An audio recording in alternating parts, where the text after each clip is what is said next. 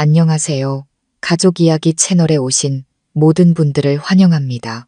오늘 들려드릴 이야기는 신혼 첫날 밤에 일어난 기이한 사건입니다. 고요한 방 안에 울려 퍼진 쩍 하는 소리에 저는 소스라치게 놀랐습니다. 갑자기 무너져 내린 신혼 침대.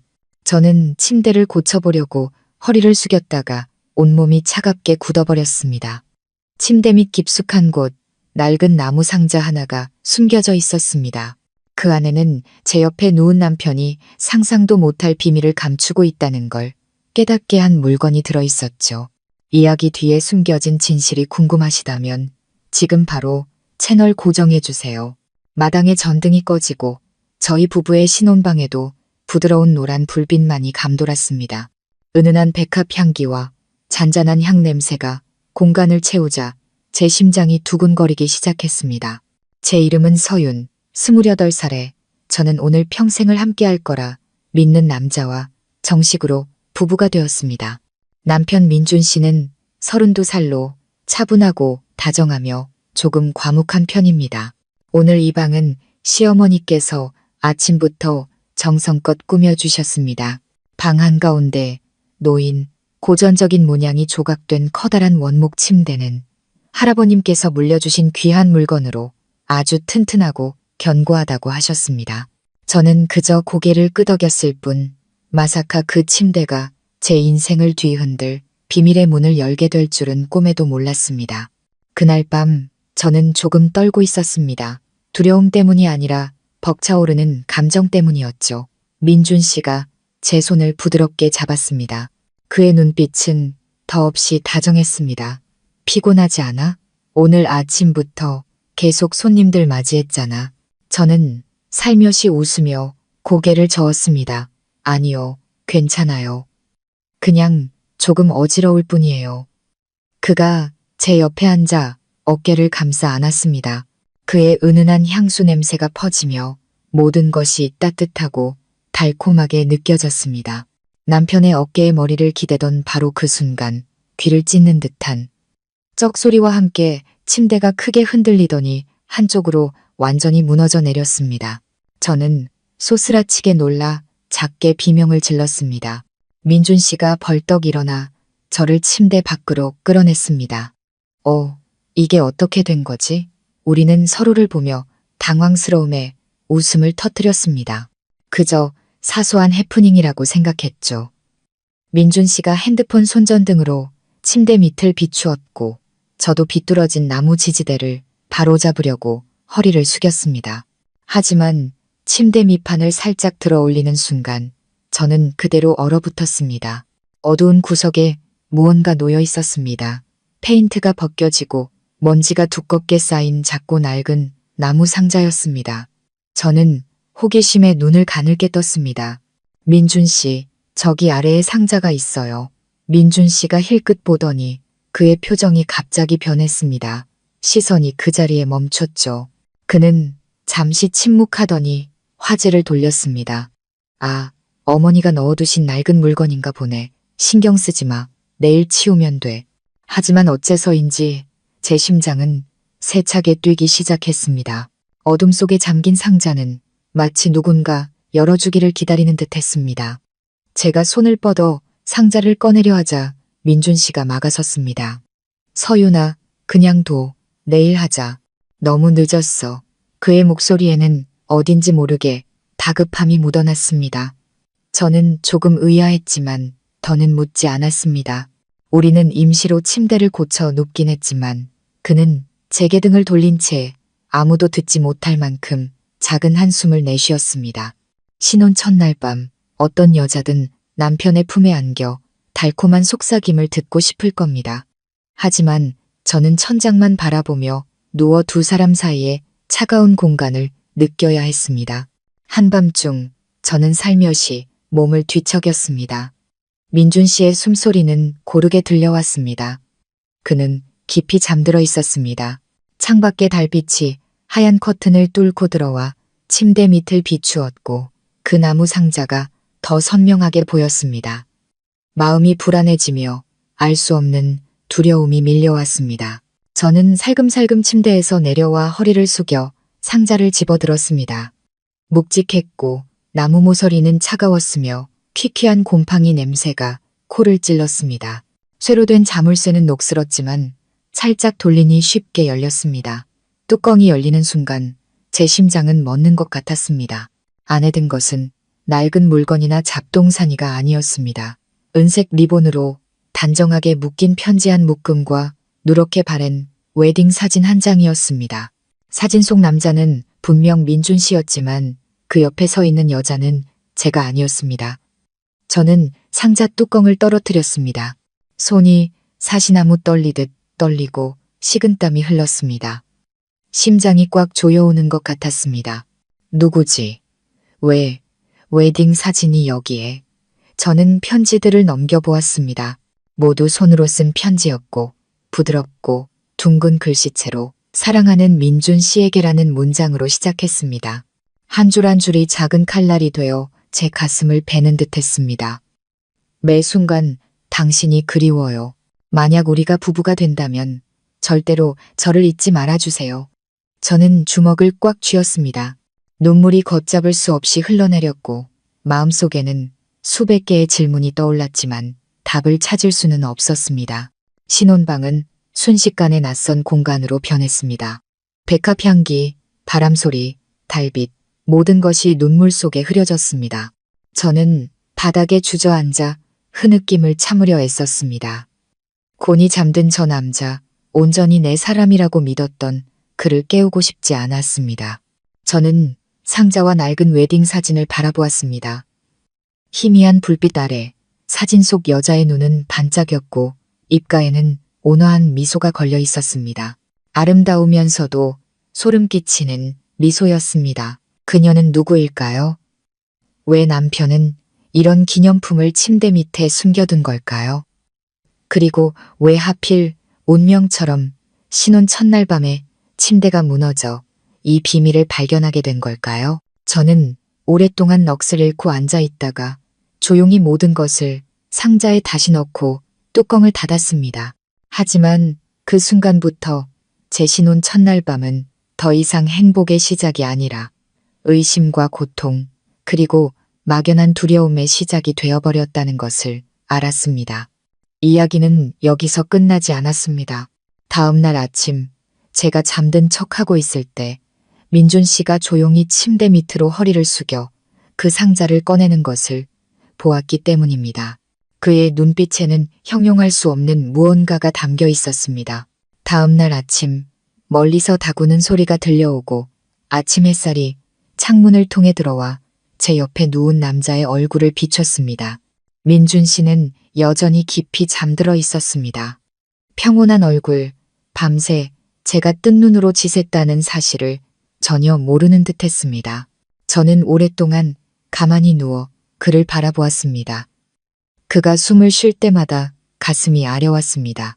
사람들은 신혼 첫날 밤이 행복의 시작이라고 하지만 저는 결혼의 문이 열리자마자 짙은 안개 속으로 들어선 기분이었습니다.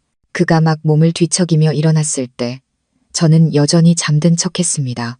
살짝 뜬 눈꺼풀 사이로 그가 일어나 저를 한번 쳐다보고는 한숨을 쉬는 것이 보였습니다.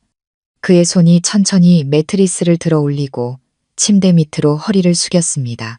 저는 숨을 죽였습니다. 그가 나무 상자를 꺼내 주위를 한번 둘러보더니 뚜껑을 열었습니다.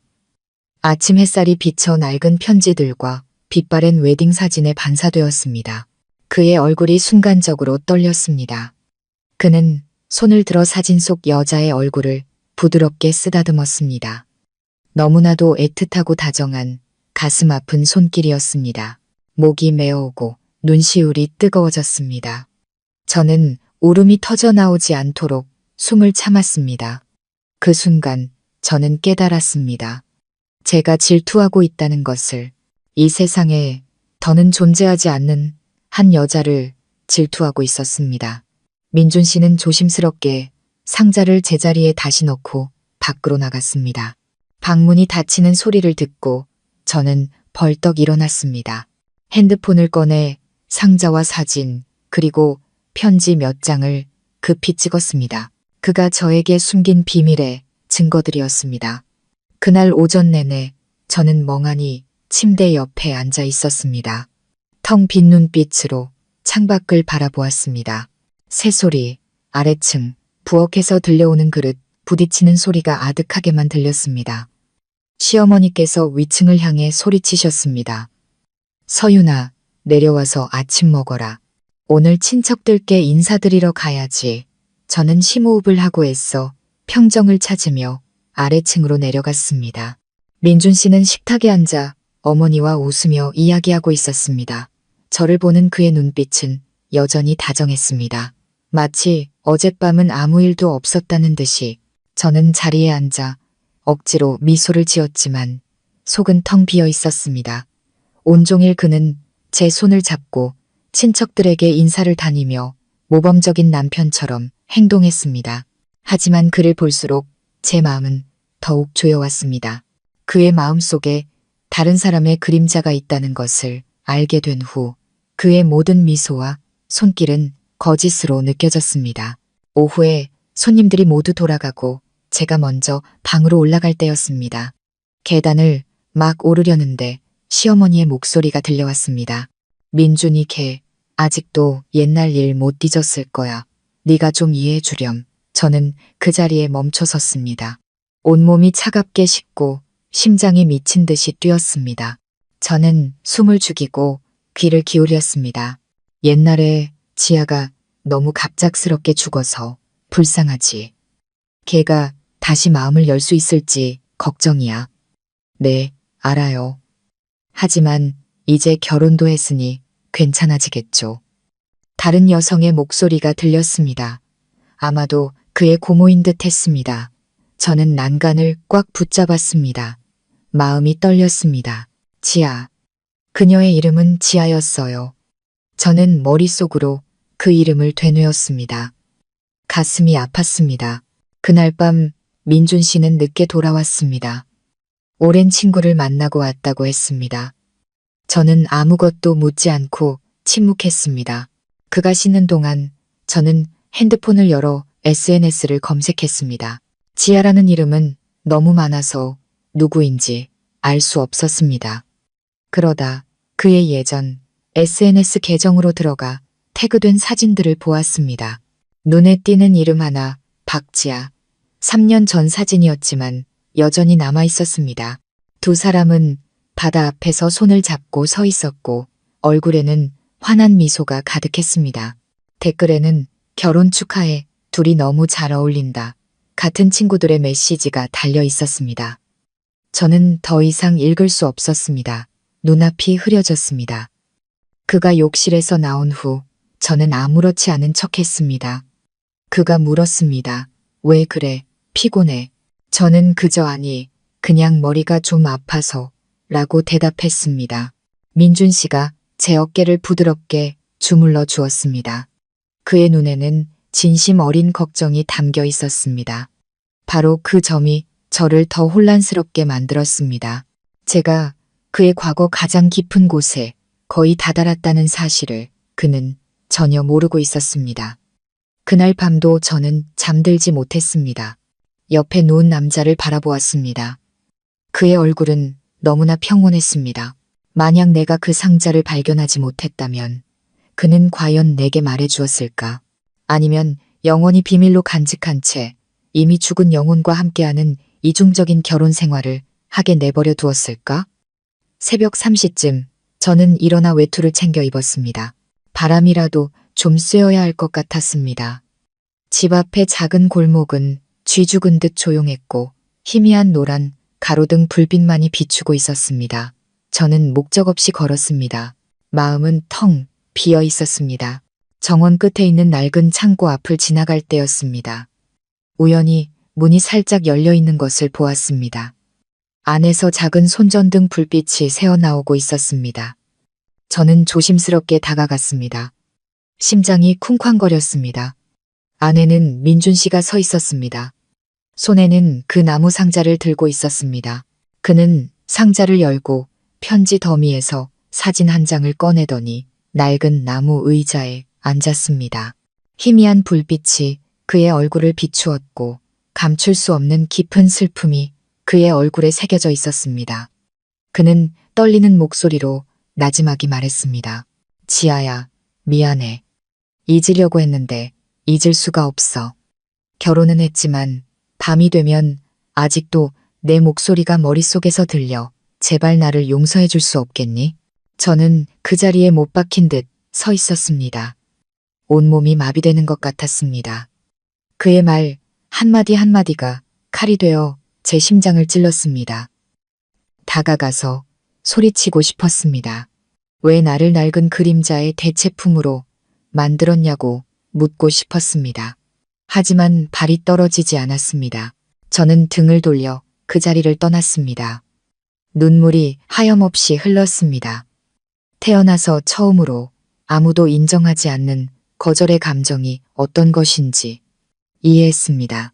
방으로 돌아와 침대에 웅크리고 누웠습니다. 몸이 떨렸습니다. 민준 씨가 돌아왔을 때 그는 제가 깊이 잠들었다고 생각했습니다. 적어도 그는 그렇게 믿었죠. 그는 조용히 이불을 덮어주고 제 어깨에 손을 올린 뒤 한숨을 쉬었습니다. 저는 그의 숨소리 하나하나를 똑똑히 들었지만 감히 눈을 뜰 수 없었습니다. 그 순간부터 제 결혼 생활에는 균열이 생겼다는 것을 알았습니다. 배신 때문이 아니라 우리 두 사람 사이에 보이지 않는 제3자, 이미 죽었지만 남편의 마음속에는 여전히 살아있는 지아라는 여자 때문이었습니다. 저는 어둠 속에 누워 창틈으로 스며드는 바람 소리를 들으며 제 심장이 산산조각 나는 것을 느꼈습니다. 그리고 저는 이것이 앞으로 닥쳐올 폭풍우의 시작에 불과하다는 것을 알았습니다. 다음 날 아침 제가 눈을 떴을 때 민준 씨는 이미 집을 나선 후였습니다. 식탁에는 그가 마시다 남긴 커피잔이 그대로 놓여 있었습니다. 김은 이미 식어버렸고 마치 우리 두 사람 사이에 차가운 공백 같았습니다. 저는 잠시 멍하니 앉아 이불을 만지작거렸습니다. 어젯밤 창고에서 죽은 사람과 대화하던 그의 모습이 머릿속에서 떠나지 않았습니다. 제발 나를 용서해줘. 그의 말이 고통스러운 후렴구처럼 마음속에서 울려 퍼졌습니다.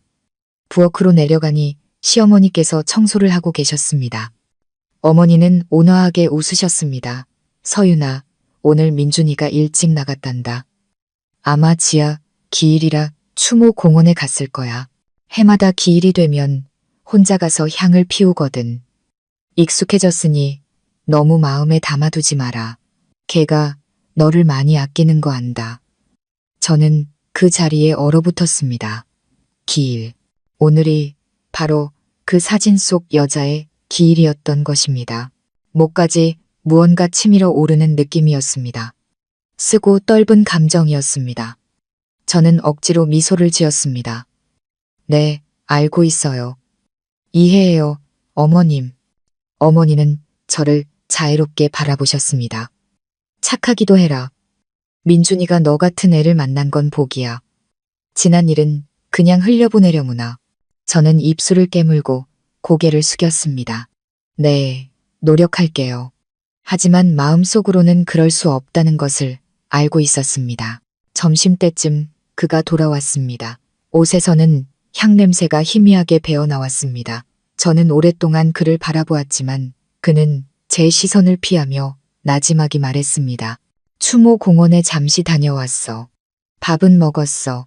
저는 고개를 끄덕이며 작게 대답했습니다. 알고 있었어요. 오늘이 그분 기일이잖아요. 민준 씨가 흠칫 놀라며 얼굴이 창백해졌습니다. 그는 저를 보며 당황한 눈빛을 하더니 이내 억지 미소를 지었습니다. 어머니가 말씀하셨구나. 미안해. 미리 말했어야 했는데. 저는 희미하게 웃었지만 그 미소는 칼에 베인 듯 아팠습니다. 사과할 필요 없어요. 단지 매일 밤 제 옆에 눕는 사람이 마음속에 다른 사람을 품고 있다는 걸 몰랐을 뿐이에요. 그는 아무 말 없이 다가왔습니다. 서윤아, 오해야. 지아는 결혼식 바로 전에 세상을 떠났어. 오랫동안 정말 힘들었어. 하지만 너는 나의 현재고 내가 결혼하기로 선택한 사람, 내 아내야. 저는 그의 눈을 똑바로 쳐다보며 조용히 물었습니다.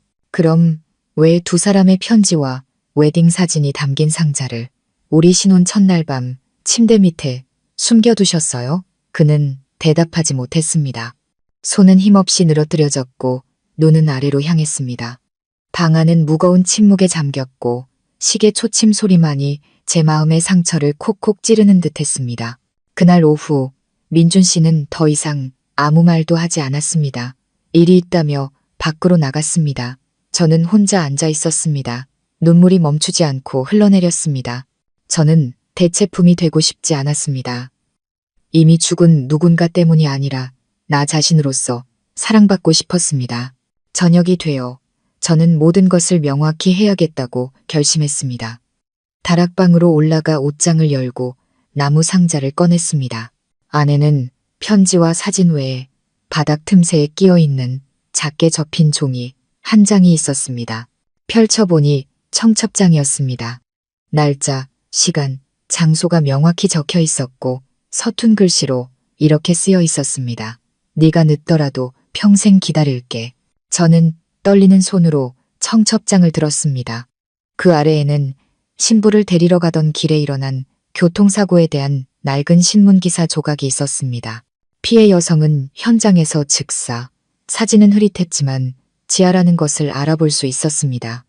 저는 그 자리에 주저앉았습니다. 눈물이 쉴 새 없이 흘렀습니다. 그녀는 결혼식 바로 전에 죽었던 것입니다. 이 방은 그가 그녀를 아내로 맞이하기 위해 준비했던 방이었고 저는 그저 미완성된 사랑의 비극이 깃든 방에 뒤늦게 들어온 사람일 뿐이었습니다. 그날 밤 저는 잠들지 못했습니다.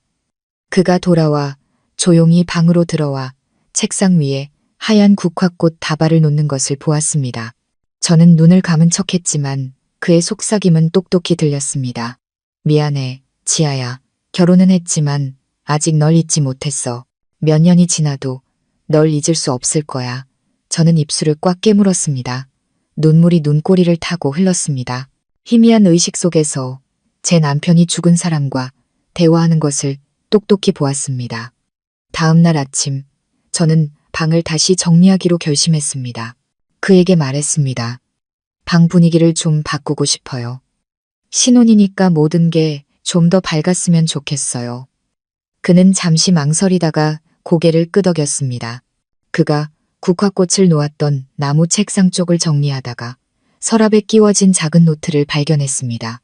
그가 막 방을 나간 터라 저는 노트를 펼쳐보았습니다. 첫 페이지에는 3년 전 날짜와 함께 떨리는 글씨가 적혀 있었습니다. 오늘 지아가 떠났다. 믿을 수가 없다. 우린 아직 결혼도 못했는데 이 방을 그대로 둘 것이다. 모든 것을 그대로 두어서 매일 그녀가 아직 여기 있는 것처럼 느낄 것이다. 두 번째, 세 번째 페이지는 그리움, 후회, 고통으로 가득했습니다. 읽을수록 숨이 막혔습니다. 거의 마지막 페이지에 이르렀을 때 한 문장이 저를 얼어붙게 만들었습니다. 오늘 서윤과 결혼했다. 지아를 잊을 수 있을지 한번 시험해 보고 싶었다. 하지만 노력할수록 더 생각나는 것 같다. 노트가 손에서 떨어졌습니다. 심장이 누군가에게 쥐어뜯기는 것 같았습니다. 제가 그의 인생에서 무엇인지 더 이상 알 수 없었습니다. 아내인가 아니면 그가 낡은 상처를 스스로 위로하기 위한 시험 대상인가. 그날 오후 그가 돌아왔을 때 저는 여전히 침묵했습니다. 그가 물어도 건성으로 대답할 뿐이었습니다. 그가 방을 나간 후 저는 창문을 열었습니다. 강한 바람이 불어와 지아가 직접 골랐다는 하얀 커튼을 날렸습니다. 마당을 내려다보니 그가 웅크리고 앉아 화초에 물을 주는 모습이 보였습니다. 그의 모습은 평온해 보였지만 제 눈에는 여전히 과거 속에 사는 남자의 모습으로 비쳤습니다. 밤이 되자 저는 모든 편지와 사진을 모아 나무 상자에 담아 정원으로 나갔습니다.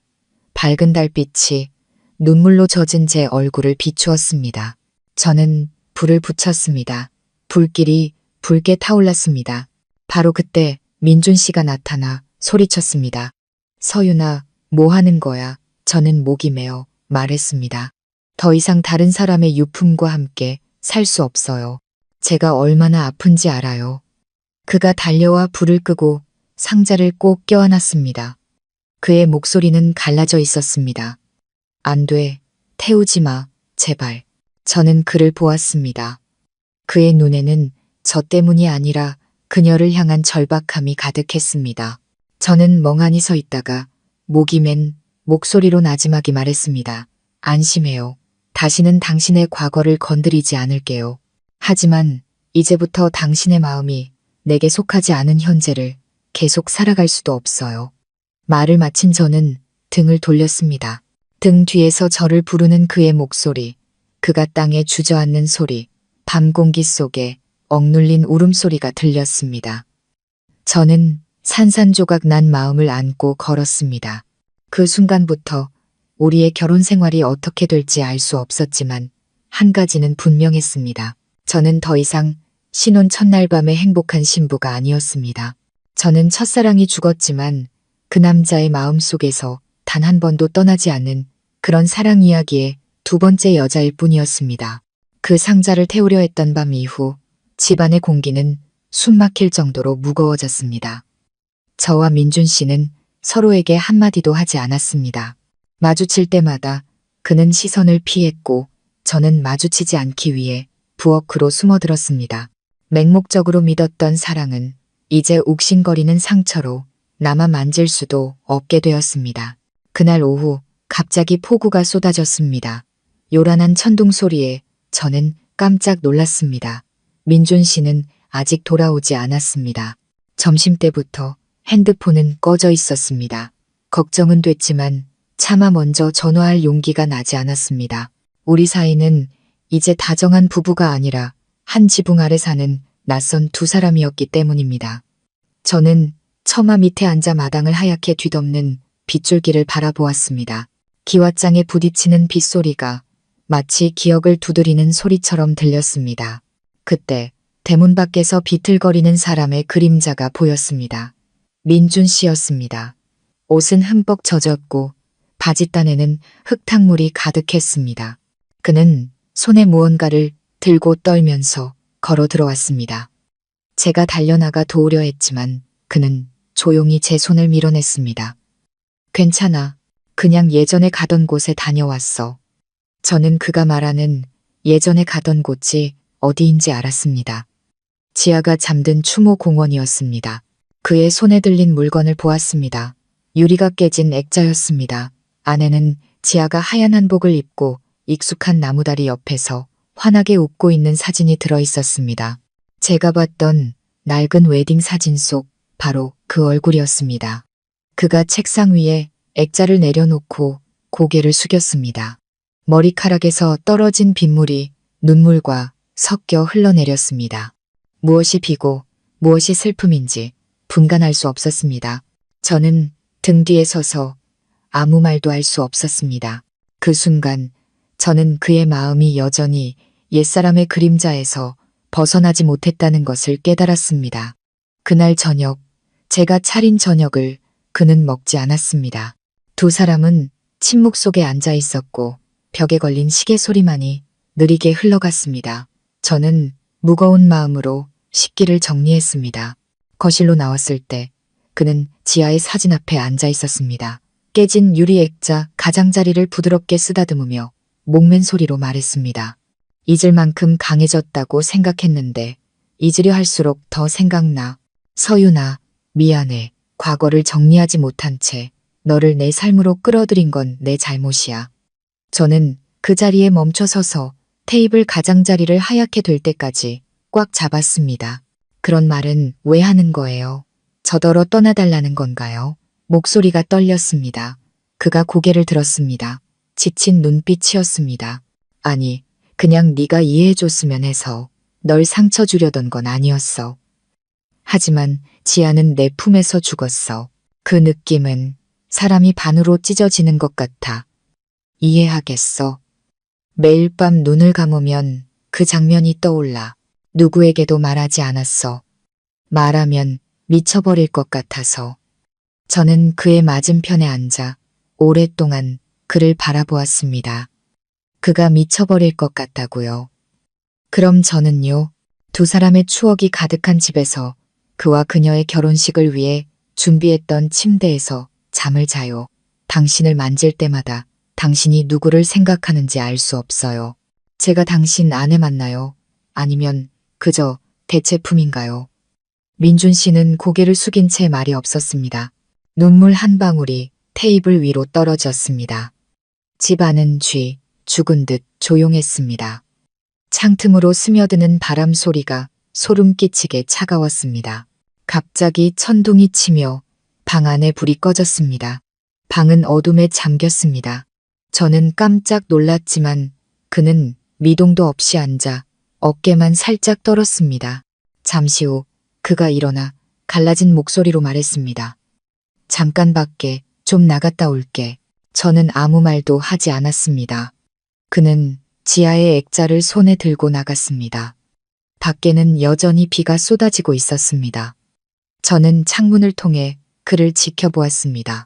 그는 마당 한가운데 서서 액자를 높이 쳐들고 빗속에서 소리쳤습니다. 지아야, 제발 나를 놓아줘. 더 이상 이렇게 살 수 없어. 저는 깜짝 놀라 달려나갔습니다. 차가운 빗물이 얼굴을 때렸습니다. 그는 진흙탕에 무릎을 꿇고 주저앉았습니다. 저는 그의 어깨를 잡고 소리쳤습니다. 민준 씨, 정신 차려요. 그가 돌아보았습니다. 눈은 붉게 충혈되어 있었습니다. 서윤아, 미안해. 하지만 더 이상 내 마음을 속일 수가 없어. 저는 그 자리에 얼어붙었습니다. 빗물과 눈물이 뒤섞여 흘렀습니다. 그 순간 저는 깨달았습니다. 과거의 어둠 속에 살기로 선택한 사람은 구할 수 없다는 것을. 저는 손을 놓고 뒤로 물러섰습니다. 그날 밤 저는 짐을 싸서 떠나기로 결심했습니다. 하지만 옷장을 열었을 때 서랍 안에 작은 봉투 하나가 놓여 있는 것을 발견했습니다. 겉에는 서윤에게라고 쓰여 있었습니다. 떨리는 손으로 봉투를 열었습니다. 안에는 민준 씨의 편지가 들어 있었습니다. 네가 일기장을 읽었다는 거 알아. 탓하지 않아. 어쩌면 내가 모든 걸 아는 게 나을지도 몰라. 지아는 단순한 첫사랑이 아니었어. 내가 죽게 만든 사람이기도 해. 그날 운전은 내가 했어. 우린 다퉜고 지아는 길 중간에 내리겠다고 했어. 내가 그녀를 붙잡으려다 차가 미끄러져 언덕 아래로 굴러떨어졌지. 나는 살았고 그녀는 죽었어. 나는 지난 3년간 죄책감 속에서 살았어. 네가 나타났을 때 구원받을 수 있을 거라고 생각했어. 하지만 너와 가까워질수록 더 큰 죄책감을 느꼈어. 내 마음이 아직 지아를 잊지 못했으니까. 미안해, 서윤아. 만약 언젠가 네가 떠난다고 해도 나는 감히 널 붙잡지 못할 거야. 저는 편지를 떨어뜨렸습니다. 손이 떨리고 온몸이 심연으로 떨어지는 것 같았습니다. 그는 단지 옛사랑에 묶인 것이 아니라 죄책감에도 묶여 있었던 것입니다. 저는 멍하니 처마 밑으로 나가 비를 맞으며 웅크리고 앉아있는 그의 모습을 바라보았습니다. 텅 빈 눈빛이었습니다. 저는 다가가 그의 어깨에 비옷을 덮어주며 갈라진 목소리로 말했습니다. 이렇게 계속 살 수는 없어요. 그녀는 이미 죽었어요. 당신은 매일 스스로를 죽이고 있는 거예요. 그가 고개를 들어 오랫동안 저를 바라보다가 아이처럼 울음을 터뜨렸습니다. 저는 그를 안아주었습니다. 눈물은 빗물과 하나가 되었습니다. 그 순간 제가 그를 동정하는 건지 아니면 제대로 작별 인사도 하지 못한 두 사람의 미완성된 사랑에 휘말린 제 자신을 동정하는 건지 알 수 없었습니다. 비가 그치자 하늘은 언제 그랬냐는 듯 고요해졌습니다. 그는 조용히 일어나 지아의 사진을 마지막으로 끌어안고는 제 손에 쥐어주었습니다. 이것 좀 맡아줘. 이제부터는 그녀를 위해 향을 피우지 않을 거야. 아마도 계속 살아가는 법을 배워야 할 때가 온 것 같아. 저는 사진을 보고 고통 속에서 겨우 일어서려는 남자를 보았습니다. 마음속에는 연민과 두려움이 뒤섞인 감정이 피어올랐습니다. 추억을 따라 죽을 수도 있을 만큼 사랑했던 사람이 현실로 돌아오는 것은 결코 쉽지 않다는 것을 알았습니다. 하지만 저는 그의 손을 잡았습니다. 우리 두 사람이 함께 마주해야만 과거의 그림자에서 벗어날 길을 찾을 수 있을 테니까요. 그날 밤, 며칠 만에 처음으로 그는 말없이 제 어깨에 머리를 기댔습니다. 밖에서는 잿빛 구름 사이로 달이 솟아올랐습니다. 희미한 불빛이었지만 위태로운 평화를 간신히 붙들고 있는 두 사람의 그림자를 비추기에는 충분했습니다. 그 비 오는 밤 이후 모든 것이 잠잠해질 거라고 생각했습니다. 민준 씨가 지아의 사진을 제게 맡긴 것은 그가 정말로 과거를 놓아주려는 신호라고 믿었습니다. 하지만 인생은 그렇게 단순하지 않았습니다. 사람들은 기념품은 치울 수 있지만 마음속의 상처는 어떻게 치울 수 있을까요? 그날 이후 민준 씨는 이상해졌습니다. 말이 줄었고 몇 시간이고 창가에 앉아 정원을 내다보곤 했습니다. 그의 시선은 현재가 아닌 아득하고 보이지 않는 무언가를 쫓는 듯 했습니다. 한 번은 제가 불렀는데도 대답 없이 넋나간 사람처럼 앉아 있었습니다. 제가 다가가 어깨를 건드리자 그는 쏘스라치게 놀랐습니다. 지아야, 돌아왔구나. 저는 그 자리에 얼어붙었습니다. 그는 저를 보고는 이내 정신을 차리며 당황했습니다. 서윤아, 미안. 내가 잠시 착각했나 봐. 저는 억지로 미소를 지었지만 눈물을 참을 수 없었습니다. 마음이 산산조각 났습니다. 그가 고인은 아니었지만 그의 잠재의식 속에서는 여전히 지아라는 이름이 저보다 강하게 존재하고 있었습니다. 그날 밤 저는 잠을 이룰 수 없었습니다. 처마 밖에는 보슬비가 내렸고 창틈으로 스며든 바람은 한기와 희미한 꽃향기를 품고 있었습니다. 옆에 누운 그를 보았습니다. 그는 옆으로 누워 있었고 창백한 얼굴에 미간은 찌푸려져 있었습니다. 그는 나지막이 속삭였습니다. 가지마, 지아야, 제발. 저는 벌떡 일어났습니다. 눈물이 쏟아졌습니다. 그를 흔들어 깨워 옛 꿈에서 벗어나게 해주고 싶었습니다. 하지만 저는 침묵했습니다. 그가 눈을 뜬다 해도 그의 마음은 여전히 다른 사람을 꿈꾸고 있다는 것을 알았기 때문입니다. 다음 날 아침 그가 깨어났을 때 저는 말했습니다. 민준 씨, 저 잠시 여기를 떠나 있고 싶어요. 그가 고개를 들어 놀란 표정을 지었습니다. 어디 가려고? 친정집에요. 며칠만요. 숨 쉴 공간이 필요해요. 이 집은 너무 답답해요. 그는 한참 동안 말이 없다가 갈라진 목소리로 고개를 끄덕였습니다. 네가 필요하다면 그렇게 해. 기다릴게. 저는 옷 몇 벌을 챙겨 그날 바로 떠나려 했습니다. 하지만 가방을 끌고 문 앞에 섰을 때 저는 뒤돌아 그를 보았습니다. 그는 창가에 서 있었고 햇빛이 그의 얼굴에 비쳐 고독해 보였습니다. 무언가 말을 하고 싶었지만 목이 메어왔습니다. 저는 무거운 마음으로 그 집을 나섰습니다. 어머니는 저를 보고 놀라며 캐물으셨습니다. 왜 혼자 왔니? 결혼한 지 얼마나 됐다고 벌써 친정에 와. 저는 나지막이 대답했습니다. 좀 조용히 있고 싶어요. 묻지 마세요, 엄마. 어머니는 한숨을 쉬며 더는 묻지 않으셨습니다. 그저 걱정 가득한 눈빛으로 제 어깨에 손을 얹어주셨습니다. 친정집에 있는 동안 잊으려 애썼지만 매일 밤, 신혼 첫날 밤, 침대가 무너지던 꿈을 꿨습니다. 상자를 열고 낡은 웨딩 사진을 보던 그 장면. 아무리 노력해도 그 기억은 지워지지 않는 낙인처럼 깊이 새겨져 있었습니다. 사흘 후 민준 씨에게서 문자가 왔습니다. 보고 싶어. 오늘 집에 이상한 일이 있었어. 저녁에 전화할게. 저는 오랫동안 문자를 바라보았습니다. 불길한 예감이 들었습니다. 답장은 하지 않았지만 마음이 불안했습니다. 저녁 10시 정각 전화벨이 울렸습니다. 민준 씨의 목소리는 떨리고 있었습니다. 서윤아, 어디야? 친정집에요. 왜요? 그의 목소리가 점점 작아졌습니다. 창문 밖에 누가 서 있었어. 너인 줄 알았는데 아니었어. 하얀 옷을 입고 머리가 긴 여자였는데 사라졌어. 등골이 오싹해지고 심장이 미친 듯이 뛰었습니다. 이상한 소리 하지 마요. 피곤해서 헛것을 본 거겠죠. 장난 아니야. 거실에서 발소리도 들렸어. 나가보니 아무도 없는데 백합 향기가 진동했어. 예전에 지아가 좋아하던 바로 그 향기야. 저는 말을 잃었습니다. 백합 향기. 바로 신혼 첫날 밤 침대가 무너졌을 때 제가 맡았던 그 향기였습니다. 그날 밤 저는 뒤척이며 잠들지 못했습니다. 이른 아침 저는 돌아가기로 결심했습니다. 귀신 같은 건 믿지 않았지만 무언가가 저를 그곳으로 이끌었습니다.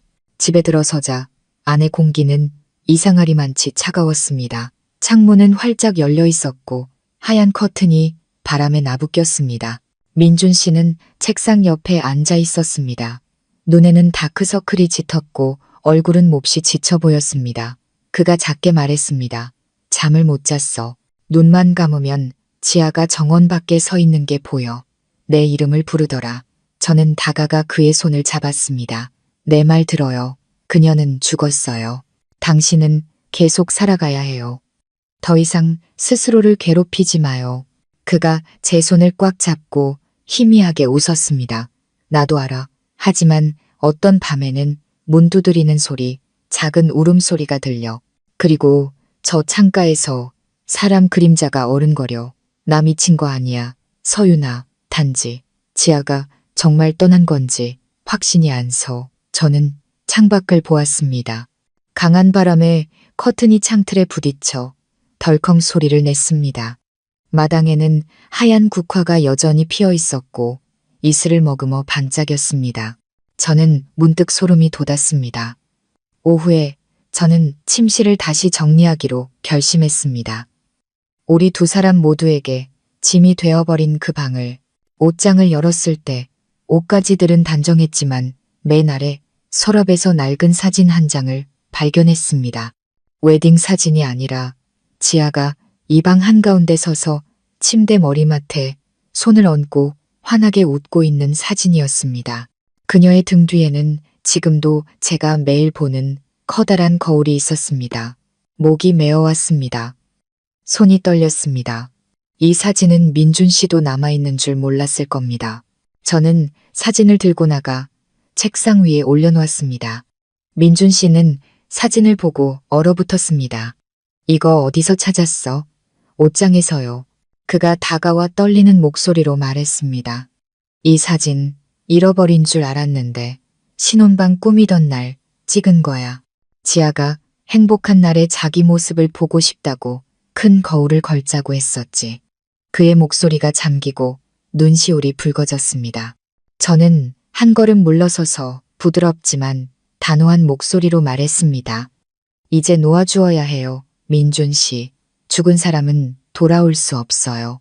하지만 당신이 계속 붙잡으면 살아있는 저 같은 사람은 외로움 속에서 서서히 죽어갈 거예요. 그는 오랫동안 침묵하다가 말했습니다. 마지막으로 하룻밤만, 작별 인사를 할 하룻밤만 줘. 저는 고개를 끄덕이고 무거운 마음으로 돌아섰습니다. 그날 밤 비가 부슬부슬 내렸습니다. 저는 옆에 누워 그의 나지막한 목소리를 들었습니다.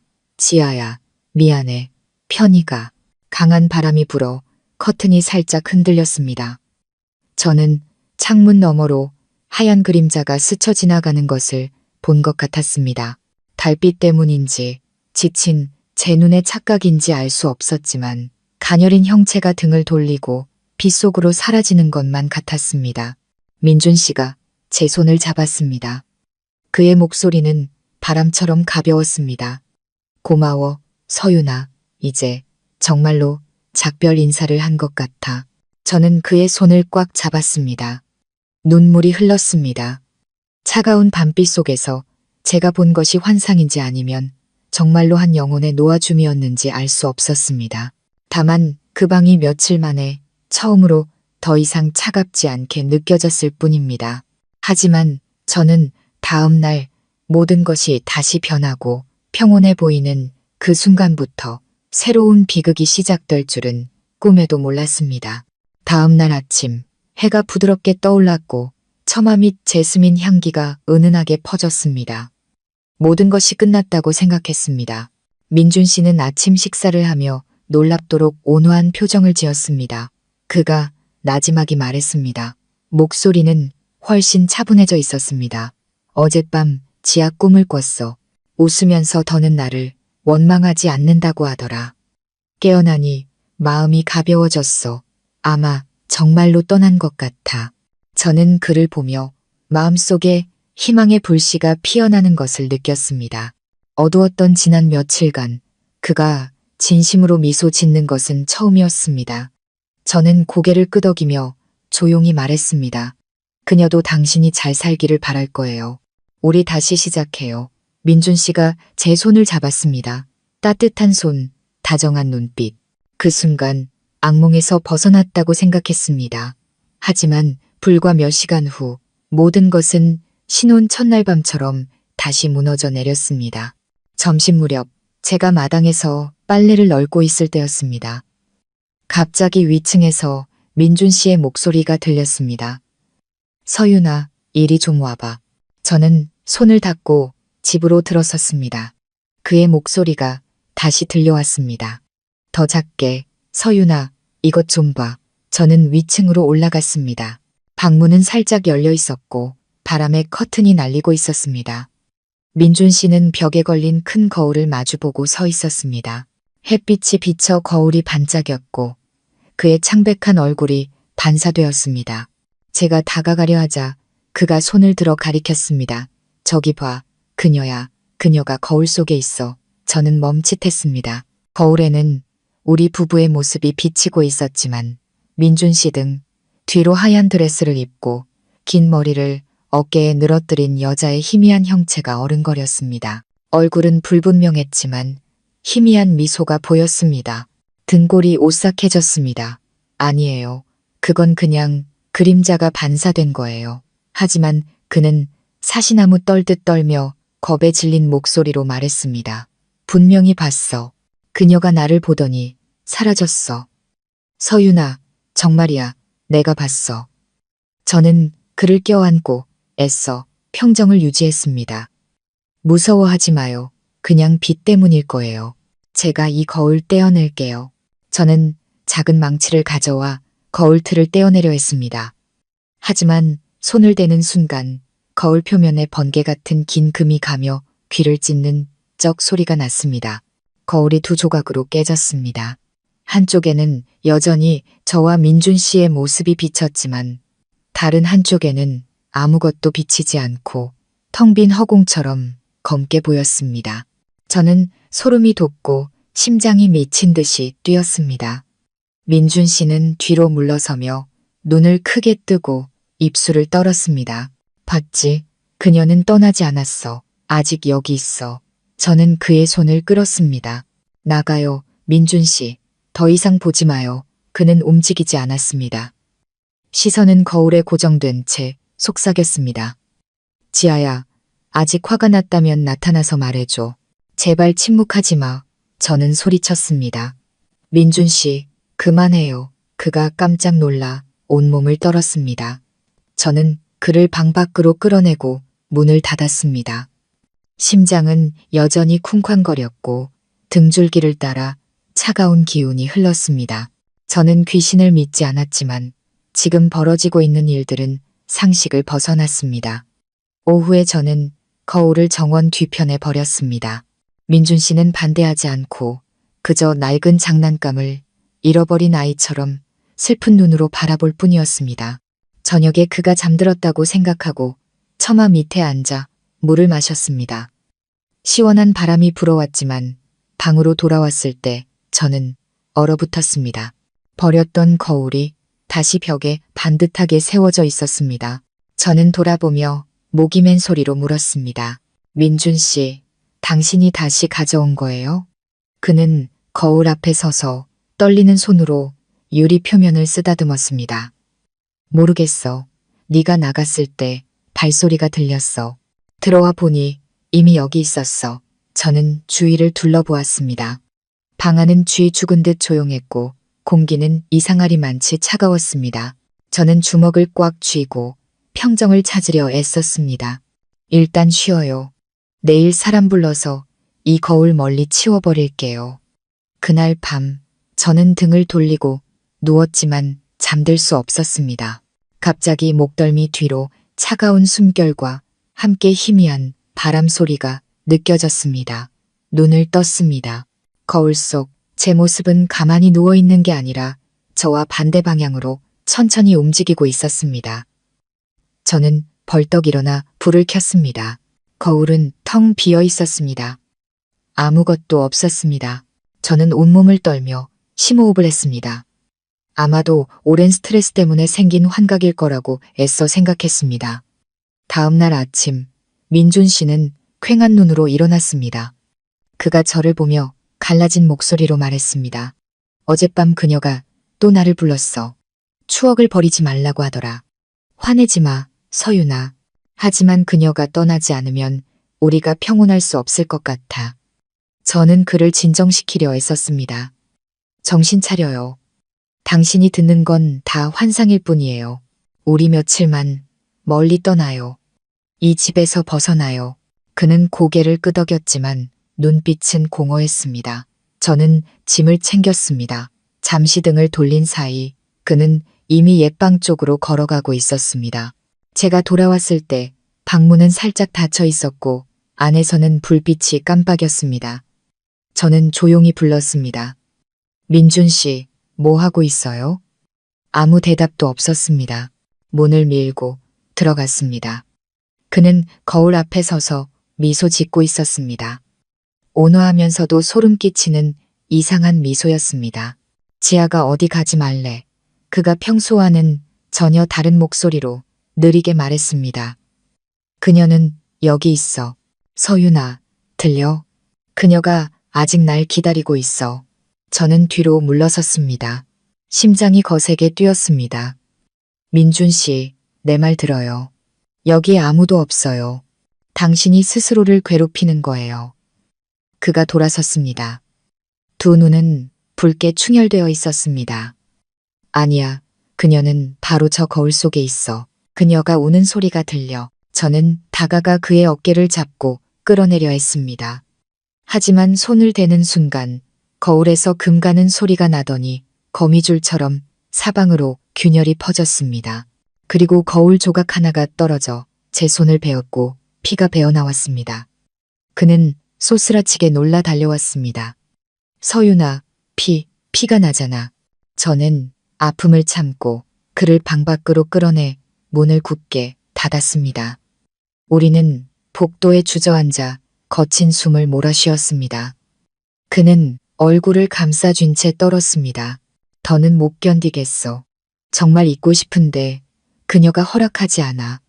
저는 그의 손을 꽉 잡고 목맨 소리로 말했습니다. 지아가 아니에요. 당신 스스로가 잊지 못하게 하는 거예요. 죽은 사람은 돌아오지 않아요. 살아있는 사람이 추억 속에 스스로를 가둘 뿐이에요. 그가 저를 보았습니다. 눈빛이 점차 부드러워졌습니다. 그리고 그는 제 손을 잡고 작게 말했습니다. 내일 여기서 떠나자. 내 말이 맞아. 떠나지 않으면 내가 미쳐버릴 거야. 저는 고개를 끄덕였습니다. 그날 밤 저는 이 끔찍한 집을 영원히 떠나기로 결심하고 짐을 쌌습니다. 하지만 날이 밝아올 무렵 짐 정리를 하다가 창밖을 보고 얼어붙었습니다. 이른 아침에 희미한 안개 속 정원에 하얀 옷을 입고 긴 머리를 한 사람의 그림자가 거울이 있는 방 쪽을 향해 서 있었습니다. 눈을 한번 깜빡이자 그 그림자는 처음부터 없었던 것처럼 사라졌습니다. 저는 온몸을 떨며 바닥에 주저앉았습니다. 처음으로 무엇이 현실이고 무엇이 환상인지 구분할 수 없게 되었습니다. 다만 한 가지, 우리의 이야기는 아직 끝나지 않았고 이미 죽은 여자 지아의 그림자는 아직 떠나기를 거부하는 것 같았습니다. 다음 날 아침 하늘은 안개가 자욱했고 축축한 습기가 창틀에 맺혀 얼룩을 그렸습니다. 저는 일찍 일어나 짐을 쌌습니다. 민준 씨는 여전히 깊이 잠들어 있었습니다. 얼굴은 창백하고 초췌했습니다. 밤새 그는 미열에 시달리며 지아의 이름을 중얼거렸습니다. 저는 그에게 이불을 덮어주며 마음이 복잡해졌습니다. 아마 이 집을 떠나야만 그가 정말로 악몽에서 벗어날 수 있을 겁니다. 제가 가방을 끌고 아래층으로 내려갔을 때 등 뒤에서 들려오는 발소리에 깜짝 놀랐습니다. 민준 씨가 계단 꼭대기에 서 있었습니다. 난간을 붙잡은 그의 눈은 푹 꺼져 있었습니다. 그가 나지막이 물었습니다. 서윤아, 정말 떠나고 싶은 거야? 저는 돌아보며 단호하지만 부드러운 목소리로 말했습니다. 네, 우리는 떠나야 해요. 여기서는 당신도 저도 살 수 없어요. 오늘만 지나면 돼요. 새 집을 구해서 다시 시작해요. 그는 오랫동안 침묵하다가 고개를 끄덕였습니다.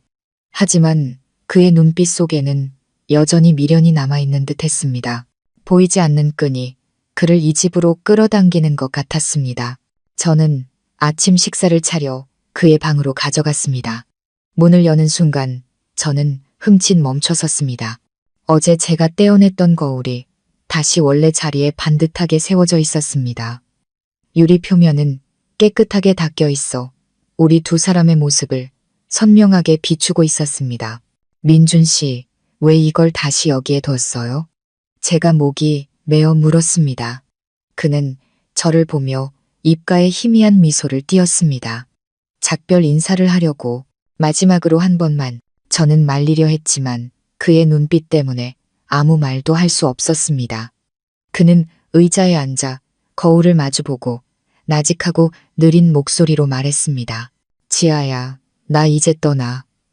평생 너에게 빚을 졌지만 남은 사람이 계속 죄책감 속에서 살 수는 없어. 아직 나를 생각한다면 제발 나를 놓아줘. 방 안은 쥐 죽은 듯 조용했고 창밖에서 들려오는 바람 소리만이 희미하게 들렸습니다. 그때 갑자기 이상한 빗줄기가 거울을 스쳐 지나가며 방 안이 은빛으로 번쩍였습니다. 민준 씨는 고개를 숙였습니다. 그의 목소리가 떨렸습니다. 봤어? 서윤아, 저 빛, 그녀가 대답한 거야. 저는 다가가 그의 어깨에 손을 얹었지만 그의 손은 얼음장처럼 차가웠습니다. 저는 떨리는 목소리로 물었습니다.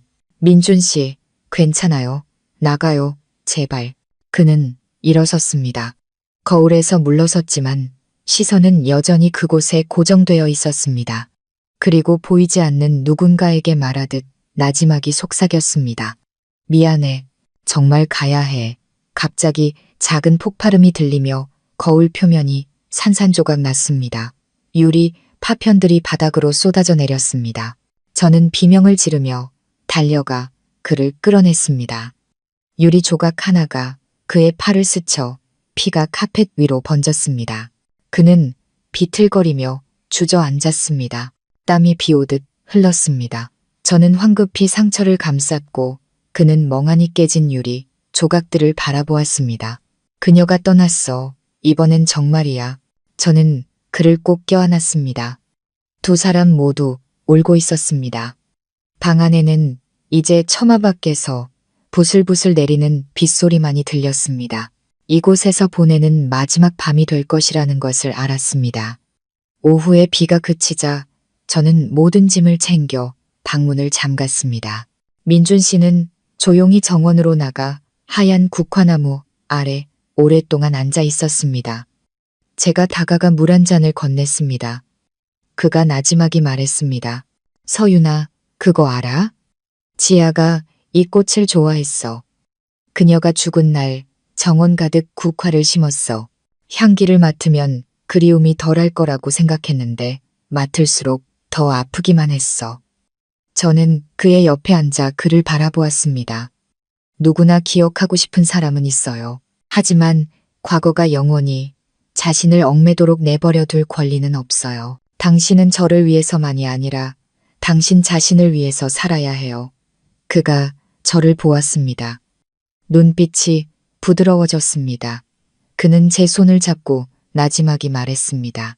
만약 다음 생이 있다면 지아보다 너를 먼저 만날 수 있었으면 좋겠어. 저는 소금처럼 씁쓸한 미소를 지었습니다. 그날 밤 우리는 며칠 만에 처음으로 함께 잠들었습니다.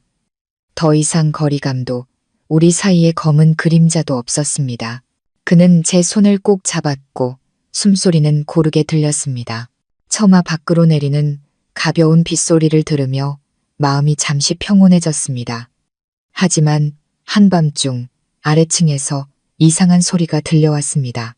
처음에는 작았지만 의자를 끄는 소리, 무언가 바닥에 부딪히는 소리처럼 점점 더 선명해졌습니다. 저는 깜짝 놀라 깨어났습니다. 옆을 보니 민준 씨는 여전히 누워 있었지만 얼굴은 창백했고 추운 날씨에도 식은땀을 흘리고 있었습니다. 그는 잠꼬대를 했습니다. 지아야, 안 돼, 제발. 저는 그를 흔들어 깨웠지만 그는 깨어나지 않았습니다. 아래층의 소리는 계속되었습니다. 쿵, 쿵. 누군가 계단을 오르는 것처럼 느리고 규칙적이었습니다. 저는 숨을 죽였습니다. 심장이 거세게 뛰었습니다. 방문이 살짝 흔들렸습니다. 저는 벌떡 일어나 그의 손을 잡고 세차게 흔들었습니다. 민준 씨, 일어나요. 그가 눈을 떴습니다. 거친 숨을 몰아쉬며 주위를 둘러보았습니다. 무슨 일이야? 아래층에서 누가 있는 것 같아요. 그가 불을 켰습니다. 약한 노란 불빛이 복도를 비췄습니다. 우리는 손을 잡고 아래층으로 내려갔습니다. 계단은 얼음장처럼 차가웠고 발소리는 어둠 속에서 울려 퍼지는 듯 했습니다. 거실에 가까워졌을 때 창문이 활짝 열려 있는 것을 보았습니다. 커튼은 세차게 나부꼈고 테이블 위에는 그가 제게 맡겼던 지아의 사진이 놓여 있었습니다. 액자 유리는 새 것처럼 깨끗했습니다. 저는 그 자리에 얼어붙었습니다. 분명히 그 사진을 가방에 넣어 굳게 잠갔는데 왜 여기에 있는 걸까요? 민준 씨는 넋이 나간 듯 멍하니 서 있었습니다. 그는 천천히 다가가 갈라진 목소리로 말했습니다. 네가 돌려준 거야. 강한 바람이 불어 커튼이 창틀에 부딪히며 퍽 소리를 냈습니다. 우리 둘 다 깜짝 놀랐습니다. 그는 허리를 숙여 사진을 집어들었습니다. 입술이 떨렸습니다. 지아야, 알았어. 너를 편히 쉬게 해줄게. 하지만 제발 서윤이는 괴롭히지 마. 저는 그의 어깨를 잡고 나지막이 말했습니다.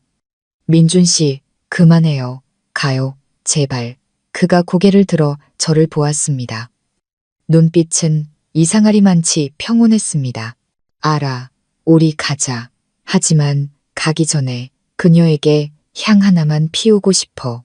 저는 고개를 끄덕이고 그를 마당으로 내보냈습니다. 그는 국화나무 아래 서서 향에 불을 붙이고 중얼거리며 기도했습니다. 그가 돌아설 때 강한 바람이 불어 향에 재가 흩날리며 연기와 함께 흩어졌습니다. 그는 위를 올려다보았습니다. 눈빛은 슬픔으로 가득했습니다. 정말로 떠났나 봐. 서윤아, 저는 그를 보았습니다. 그가 스스로를 위로하는 건지 아니면 정말로 그렇게 믿는 건지 알 수 없어 마음이 아프면서도 두려웠습니다. 그날 밤 우리는 낡은 집에서 마지막으로 잠을 잤습니다. 저는 옆에서 고르게 숨쉬는 그의 소리를 들으며 누워 있었습니다. 모든 것이 평온해 보였지만 마음속에는 아직 폭풍이 끝나지 않았다는 막연한 예감이 들었습니다. 마당에서는 바람이 하얀 국화밭을 스쳐 지나갔습니다. 꽃잎들이 살며시 떨어져 은빛 달빛 아래에서 맴돌았습니다. 마치 누군가 등을 돌리며 조용히 허공 속으로 사라지는 것 같았습니다. 저는 눈을 감았지만 눈물이 흘러내렸습니다. 제 인생의 한 장이 곧 닫히려 하고 있었습니다. 하지만 동이 틀 때 진짜 비극이 시작될 줄은 꿈에도 몰랐습니다. 날이 채 밝기도 전에 저는 깜짝 놀라 잠에서 깼습니다. 안개가 자욱한 방 안 차가운 기운이 이불 틈새로 스며들었습니다. 옆으로 손을 뻗었지만 침대는 텅 비어 있었습니다. 민준 씨가 없었습니다. 저는 나지막이 불렀습니다. 민준 씨, 어디 있어요? 대답이 없었습니다. 저는 벌떡 일어나 앉았습니다. 불안감이 파도처럼 밀려왔습니다. 처마 밖에서는 바람이 나무 사이를 스치는 소리가 소름 끼치게 들렸습니다. 저는 급히 옷을 걸치고 아래층으로 내려갔습니다. 거실은 텅 비어 있었고 정문은 활짝 열려 있었습니다. 마당에는 하얀 안개가 자욱했습니다. 밖으로 나서는 순간 발에 차갑고 축축한 것이 닿았습니다. 흙투성이인 채 흩어져 있는 하얀 국화꽃 한 다발이었습니다. 저는 그 자리에 멈춰 섰습니다. 심장이 세차게 뛰었습니다. 저 멀리 나무 아래 누군가 앉아있는 그림자가 보였습니다. 달려가 보니 민준 씨였습니다. 그는 거기에 앉아 있었습니다. 옷은 흠뻑 젖었고 텅 빈 눈빛으로 앞을 응시하고 있었습니다. 그의 손에는 지아의 사진이 들려 있었습니다. 액자는 깨졌지만 사진은 온전했습니다. 저는 떨리는 목소리로 물었습니다. 이 새벽에 여기서 뭐 하는 거예요? 그가 돌아보았습니다. 입술은 창백했고 목소리는 갈라져 있었습니다. 그녀가 부르는 소리를 들었어. 내가 여기 나가 있으면 그녀가 안심할 거라고 생각했어. 저는 굳어버렸습니다. 그녀. 단 두 글자에 심장이 조여왔습니다. 저는 허리를 숙여 그의 어깨를 감싸 안았습니다. 민준 씨, 내 말 들어요. 아무도 없어요. 당신이 너무 피곤해서 머리가 혼란스러운 거예요. 그가 조용히 고개를 저었습니다. 아니야, 서윤아. 이번엔 착각이 아니었어. 그녀가 저기, 저 나무 아래 서 있었어. 오랫동안 나를 보더니 웃었어. 그리고 말했어. 이 집을 떠나지 마. 내게 마지막으로 빚진 게 있잖아. 그의 목소리가 떨렸습니다. 저는 그가 가리키는 방향을 보았습니다.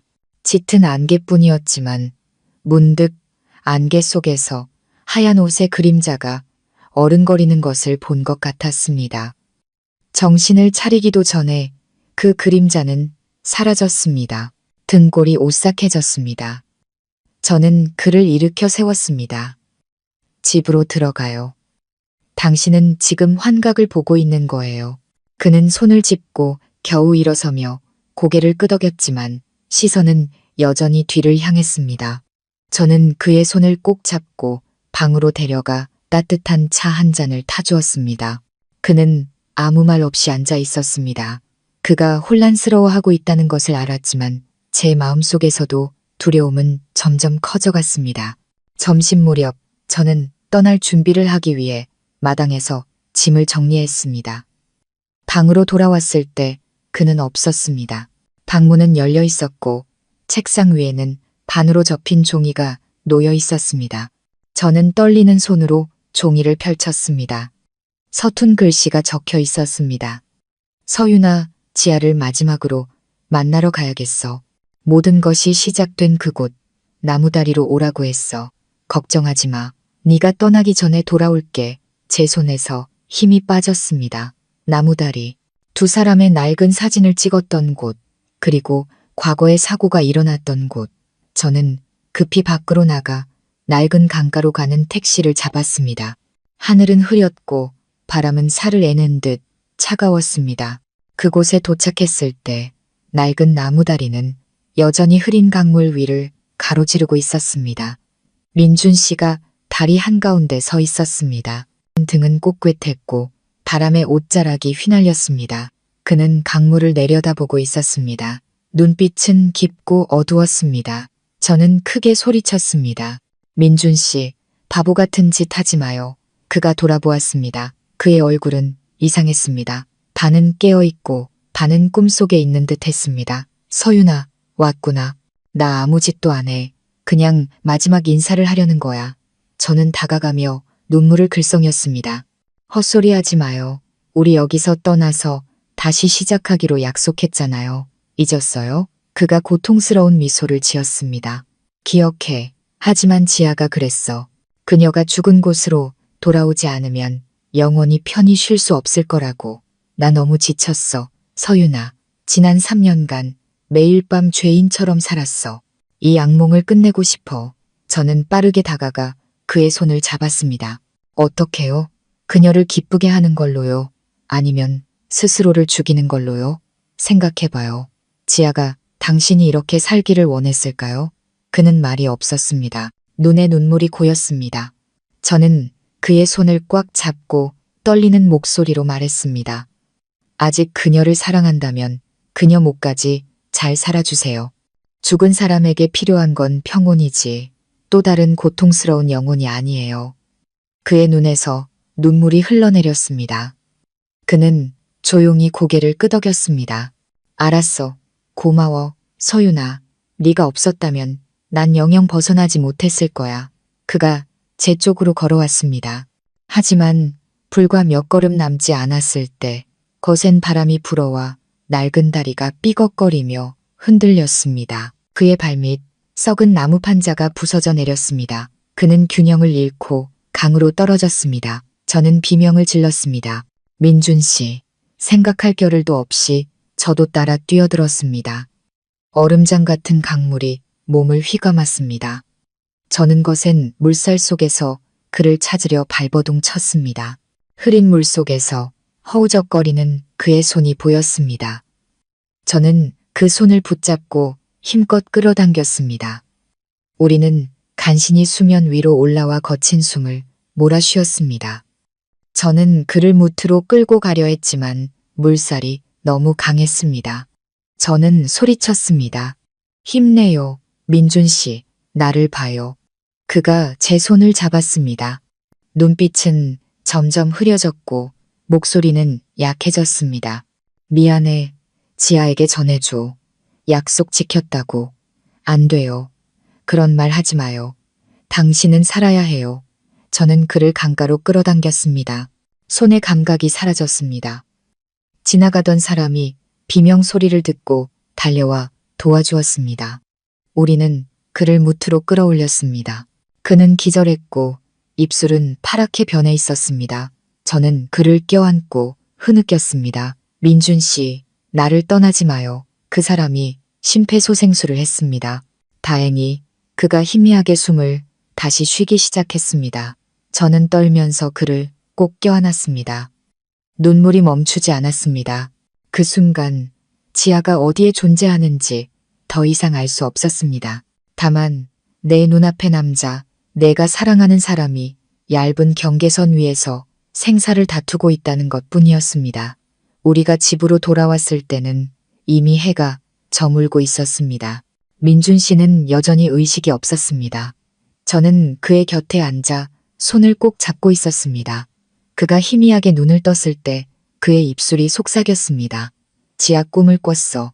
다리 위에서 나를 보며 웃고 있었어. 하지만 이번에는 정말 등을 돌리고 떠났어. 저는 눈물을 터뜨리며 그의 손을 잡고 목맨 소리로 말했습니다. 그녀가 용서한 거예요. 이제 당신은 나를 위해서 그리고 그녀를 위해서도 살아야 해요. 그는 약하게 고개를 끄덕이고 조용히 눈을 감았습니다. 그날 밤 저는 그를 간호했습니다. 노란 불빛이 벽에 비쳤습니다. 집은 여전히 조용했지만 전과는 달랐습니다. 더 이상 백합 향기도 창가를 스치는 하얀 그림자도 없었습니다. 산산조각난 과거와 앞으로 기다리고 있을 작은 희망, 그리고 두 사람만이 남아있을 뿐이었습니다. 저는 달빛이 비치는 하얀 국화밭을 내다보았습니다. 꽃잎들이 바람에 흔들리는 모습이 마치 누군가 손을 흔드는 것 같았습니다. 저는 목맨 소리로 나지막이 말했습니다. 지아 씨, 고마워요. 편히 쉬세요. 제가 대신 그 사람을 돌볼게요. 시원한 바람이 살며시 스쳐 지나갔습니다. 대답처럼 은은한 향기를 품고 있었습니다. 저는 창문을 닫고 평온하게 잠든 민준 씨를 돌아보았습니다. 그 폭풍우가 지나간 후 우리의 삶은 예전 같지 않을 거라는 걸 알았습니다. 하지만 적어도 그는 깨어났고 저는 제 것이 아닌 것들을 놓아주는 법을 배웠습니다. 다음 날 새벽 태양이 떠올랐습니다. 첫 햇살이 창문을 통해 따뜻하고 맑게 비쳐 들어왔습니다. 새로운 날이 시작되었고 저는 그것이 진정한 시작의 첫날이라고 믿었습니다. 나무다리 사고 이후 일주일이 지났습니다. 민준 씨는 생각보다 빨리 회복했습니다. 외상은 아물었지만 그의 눈에는 여전히 피로와 함께 아득한 무언가가 남아 있었습니다. 매일 아침 저는 그에게 차를 타주며 피어오르는 수증기를 보고 마음이 한결 가벼워지는 것을 느꼈습니다. 아마도 그 끔찍했던 악몽은 정말로 우리를 떠난 것 같았습니다. 그날 그가 말했습니다. 서윤아, 그 집에서 떠나고 싶어. 팔거나 새를 주거나 하자. 더는 거기 있을 수 없어. 저는 고개를 끄덕였습니다. 그의 말은 마지막 남은 안개를 걷어내는 바람 같았습니다. 우리는 짐을 정리하고 이삿짐 센터를 불렀습니다. 모든 고통의 시작이었던 그 방에 들어섰을 때 두 사람 모두 말이 없었습니다. 깨진 거울의 나무틀은 여전히 벽에 걸려 있었고 빛이 들어와 희미한 얼룩을 만들었습니다. 민준 씨는 한참 서 있다가 말했습니다. 지아가 죽은 날 이 방을 그대로 두겠다고 약속했어. 하지만 이제는 알아. 붙잡고 있는 것이 오히려 그녀의 영혼을 방황하게 만든다는 걸. 제가 다가가 그의 어깨에 손을 얹었습니다. 당신이 놓아줄 수 있을 때 그녀도 편안해질 거예요. 우리는 모든 짐을 마당으로 꺼냈습니다. 한낮의 햇살은 눈부셨고 비를 맞은 하얀 국화밭은 축 늘어져 있었습니다. 짐을 정리하다가 책상 서랍 틈새에 끼어 있는 낡은 봉투 하나를 발견했습니다. 종이는 누렇게 발해 있었고 모서리에는 단정한 글씨가 적혀 있었습니다. 만약 당신이 이걸 찾는다면 아마 너무 늦었을지도 몰라. 저는 조심스럽게 봉투를 민준 씨에게 건넸습니다. 그가 봉투를 열었습니다. 지아의 글씨체임을 알아보고는 눈을 크게 떴습니다. 편지에는 이렇게 쓰여 있었습니다. 민준, 만약 내가 더 이상 이 세상에 없더라도 제발 이 방이 당신을 가두게 두지 마. 진심으로 다른 사람을 사랑해줘. 그래야 나도 웃을 수 있을 거야. 나의 기억이 당신의 족쇄가 되지 않기를 바라. 마지막 줄의 글씨는 서툴렀습니다. 당신을 용서할게. 편지가 민준 씨의 손에서 떨렸습니다. 그는 주저앉았고 눈시울이 붉어졌습니다. 저는 말을 잃고 눈물을 흘렸습니다. 지난 몇 년간 그는 지아가 원망을 품고 죽었다고 생각하며 죄책감 속에서 살았습니다. 하지만 그녀는 오래전에 이미 그를 용서했던 것입니다. 그 스스로가 자신을 용서하지 못했을 뿐이었습니다. 그는 편지를 접어 작은 제사상에 올렸습니다. 마지막 향을 피우며 그는 나지막이 말했습니다. 지아야, 너에게 평생 빚을 졌지만 고통도 이만하면 충분한 것 같아. 이제부터는 너를 위해서 그리고 서윤이를 위해서 살아갈게. 향 연기가 피어올라 햇살 속으로 흩어졌습니다. 울음소리와 유리 깨지는 소리로 가득했던 그 방은 이제 침묵과 은은한 향 냄새만이 남았습니다. 저는 그의 손을 잡고 밖으로 나와 문을 닫았습니다. 이상할 정도로 마음이 가벼웠습니다. 하지만 마음에 생긴 흉터는 아무로도 바람이 불면 다시 아려올 수 있다는 것을 저는 미처 몰랐습니다. 우리는 시내의 작은 아파트로 이사했습니다. 삶은 너무나 평온해서 과거가 잠들었다고 착각할 정도였습니다.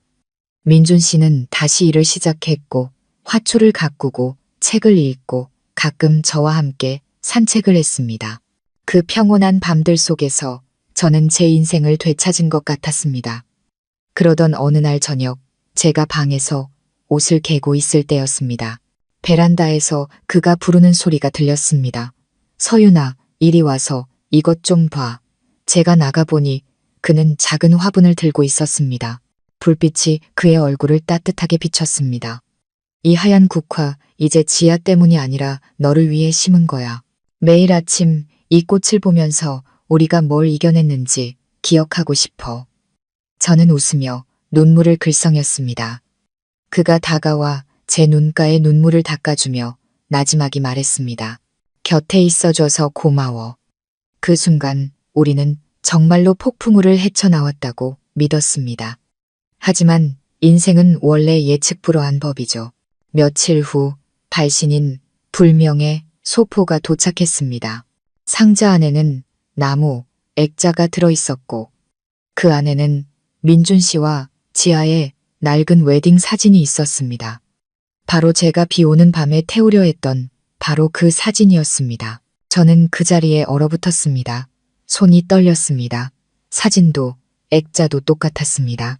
단지 사진 모서리에 피처럼 붉은 얼룩이 묻어있다는 점만 달랐습니다. 저는 그것을 들고 나가 민준 씨에게 보여주었습니다. 그는 보자마자 얼굴이 하얗게 질렸습니다. 말도 안 돼. 저 사진은 상자와 함께 묻었는데. 저는 뒤로 물러서며 떨리는 목소리로 물었습니다. 그럼 누가 보낸 거죠? 누가 아직도 이걸 가지고 있는 거죠? 그는 의자에 주저앉아 두 손으로 머리를 감쌌습니다. 그가 그렇게 절망하는 모습은 처음이었습니다. 설마 아직도 지하의 일을 아는 사람이? 그가 중얼거렸습니다. 저는 그를 진정시키려 애썼습니다. 누군가의 장난일 거예요. 이상한 생각하지 마요. 그는 대답 없이 사진만 뚫어지게 쳐다보았습니다. 테이블 위 컵에서 물 한 방울이 떨어져 붉은 얼룩에 스며들자 마치 신선한 피처럼 번져나갔습니다. 그날 밤 민준 씨는 뒤척이며 잠들지 못했습니다. 계속 몸을 뒤척이고 한숨을 쉬었습니다. 제가 그의 손을 만지자 얼음장처럼 차가웠습니다. 너무 생각하지 마요. 내일 버리면 그만이에요. 그는 조용히 고개를 끄덕였지만 그의 머릿속은 수천 개의 질문으로 가득 차 있다는 것을 알았습니다. 다음 날 아침 저는 일찍 일어나 차를 끓였습니다. 베란다를 보니 그가 심었던 하얀 국화 화분이 부러져 있었습니다. 꽃이 핀 땅에 어지럽게 흩어져 있었습니다. 제가 허리를 숙여 주우려다 화분 밑에서 이슬에 젖은 작은 종이 조각을 발견했습니다. 거기에는 서툰 글씨로 단 한 줄만 적혀 있었습니다. 과거를 묻을 수 있을 거라고 생각하지 마. 저는 종이를 꽉 쥐었습니다. 심장이 거세게 뛰었습니다. 지하일 리는 없었습니다. 그녀는 죽었으니까요. 그렇다면 누가 이렇게까지 자세히 알고 있을까요? 저는 종이를 들고 집으로 들어갔습니다. 민준 씨는 그것을 보자마자 얼굴색이 변했습니다. 서윤아, 내 말 들어봐. 이건 우연이 아니야.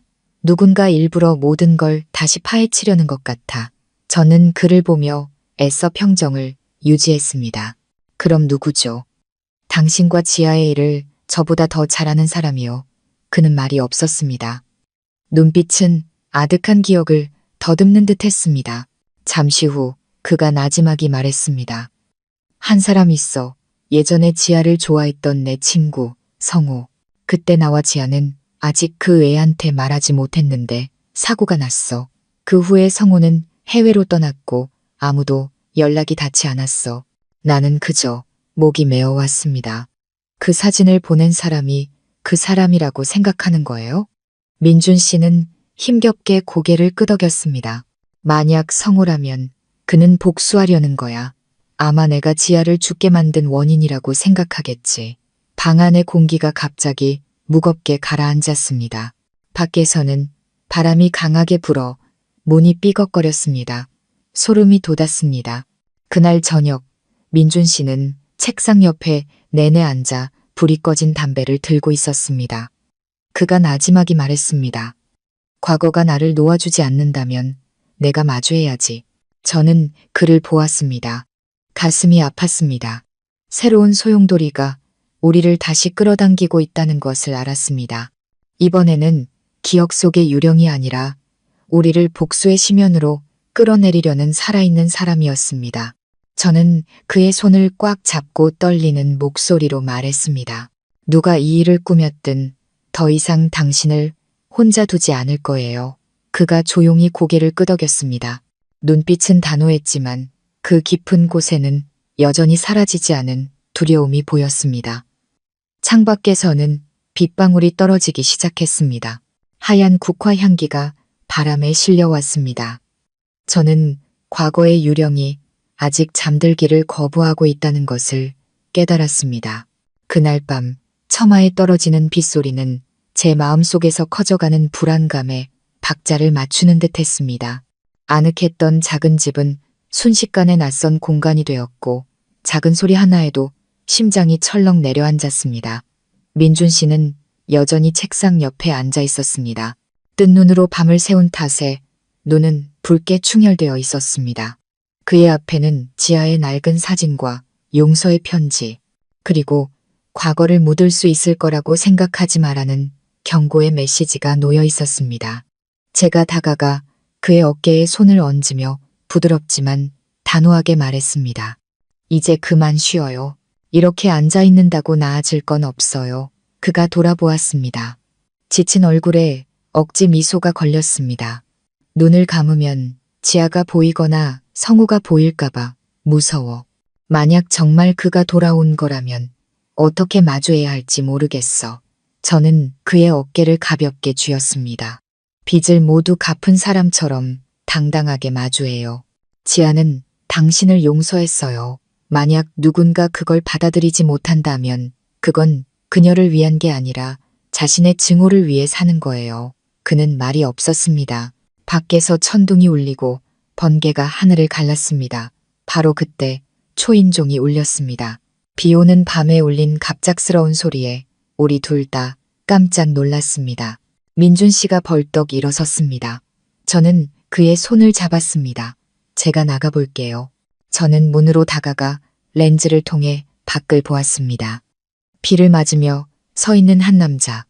키가 크고 말랐으며 검은 옷을 입고 모자를 푹 눌렀어 얼굴이 보이지 않았습니다. 제가 크게 물었습니다. 누구세요? 남자의 목소리는 탁했지만 익숙하게 들려왔습니다. 나 성호야. 민준이 오랜 친구. 저는 그 자리에 얼어붙었습니다. 뒤에 있던 민준 씨도 멈칫하며 얼굴이 하얗게 질렸습니다. 그가 몇 걸음 앞으로 나와 문을 열었습니다. 성호가 서 있었습니다. 빗물이 초췌한 얼굴을 따라 흘러내렸습니다. 그의 눈빛은 깊고 차가웠으며 분노와 연민, 슬픔이 뒤섞인 복잡한 감정이 담겨 있었습니다. 오랜만이네, 민준아. 성호가 희미하게 웃었습니다.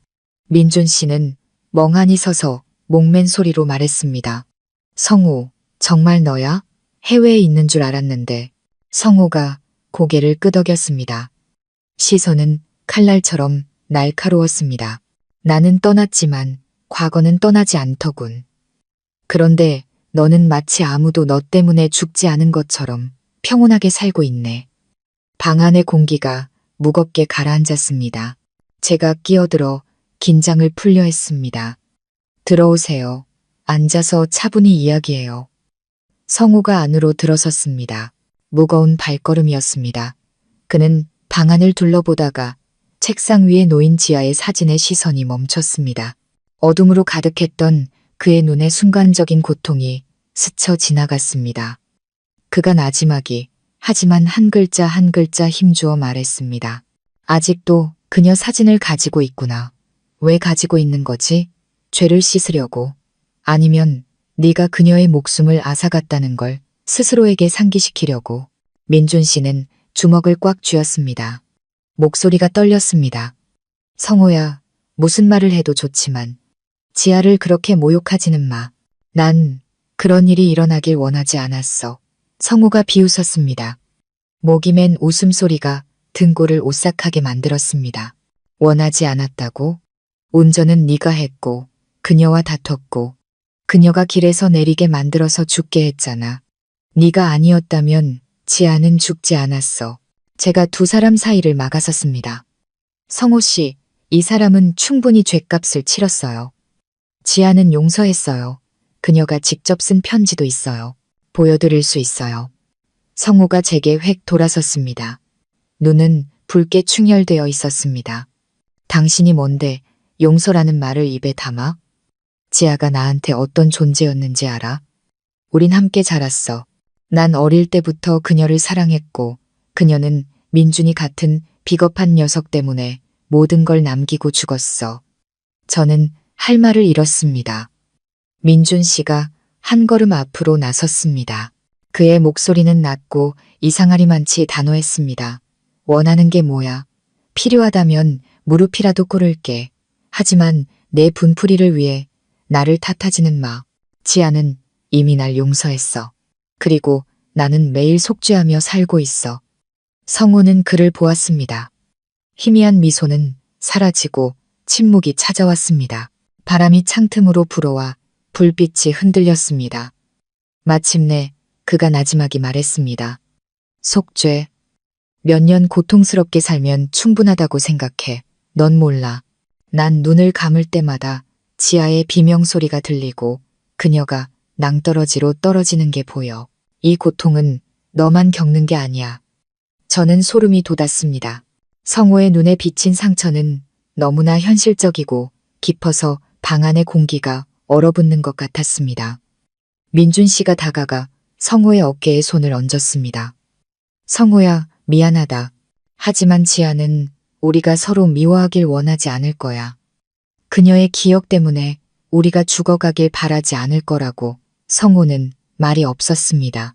눈에 눈물이 고였지만 그는 이내 고개를 돌려 억지 미소 뒤로 감추었습니다. 내 설교 들으러 온 거 아니야, 민준아. 이걸 돌려주러 왔지. 그가 옷 속에서 작은 나무 상자를 꺼냈습니다. 신혼 첫날 밤 민준 씨가 침대 밑에 숨겨두었던 바로 그 상자였습니다. 저는 말을 잃었습니다. 민준 씨는 눈을 크게 뜨고 얼어붙었습니다. 그걸 어디서? 민준 씨가 더듬거렸습니다. 성호가 희미하게 웃었습니다.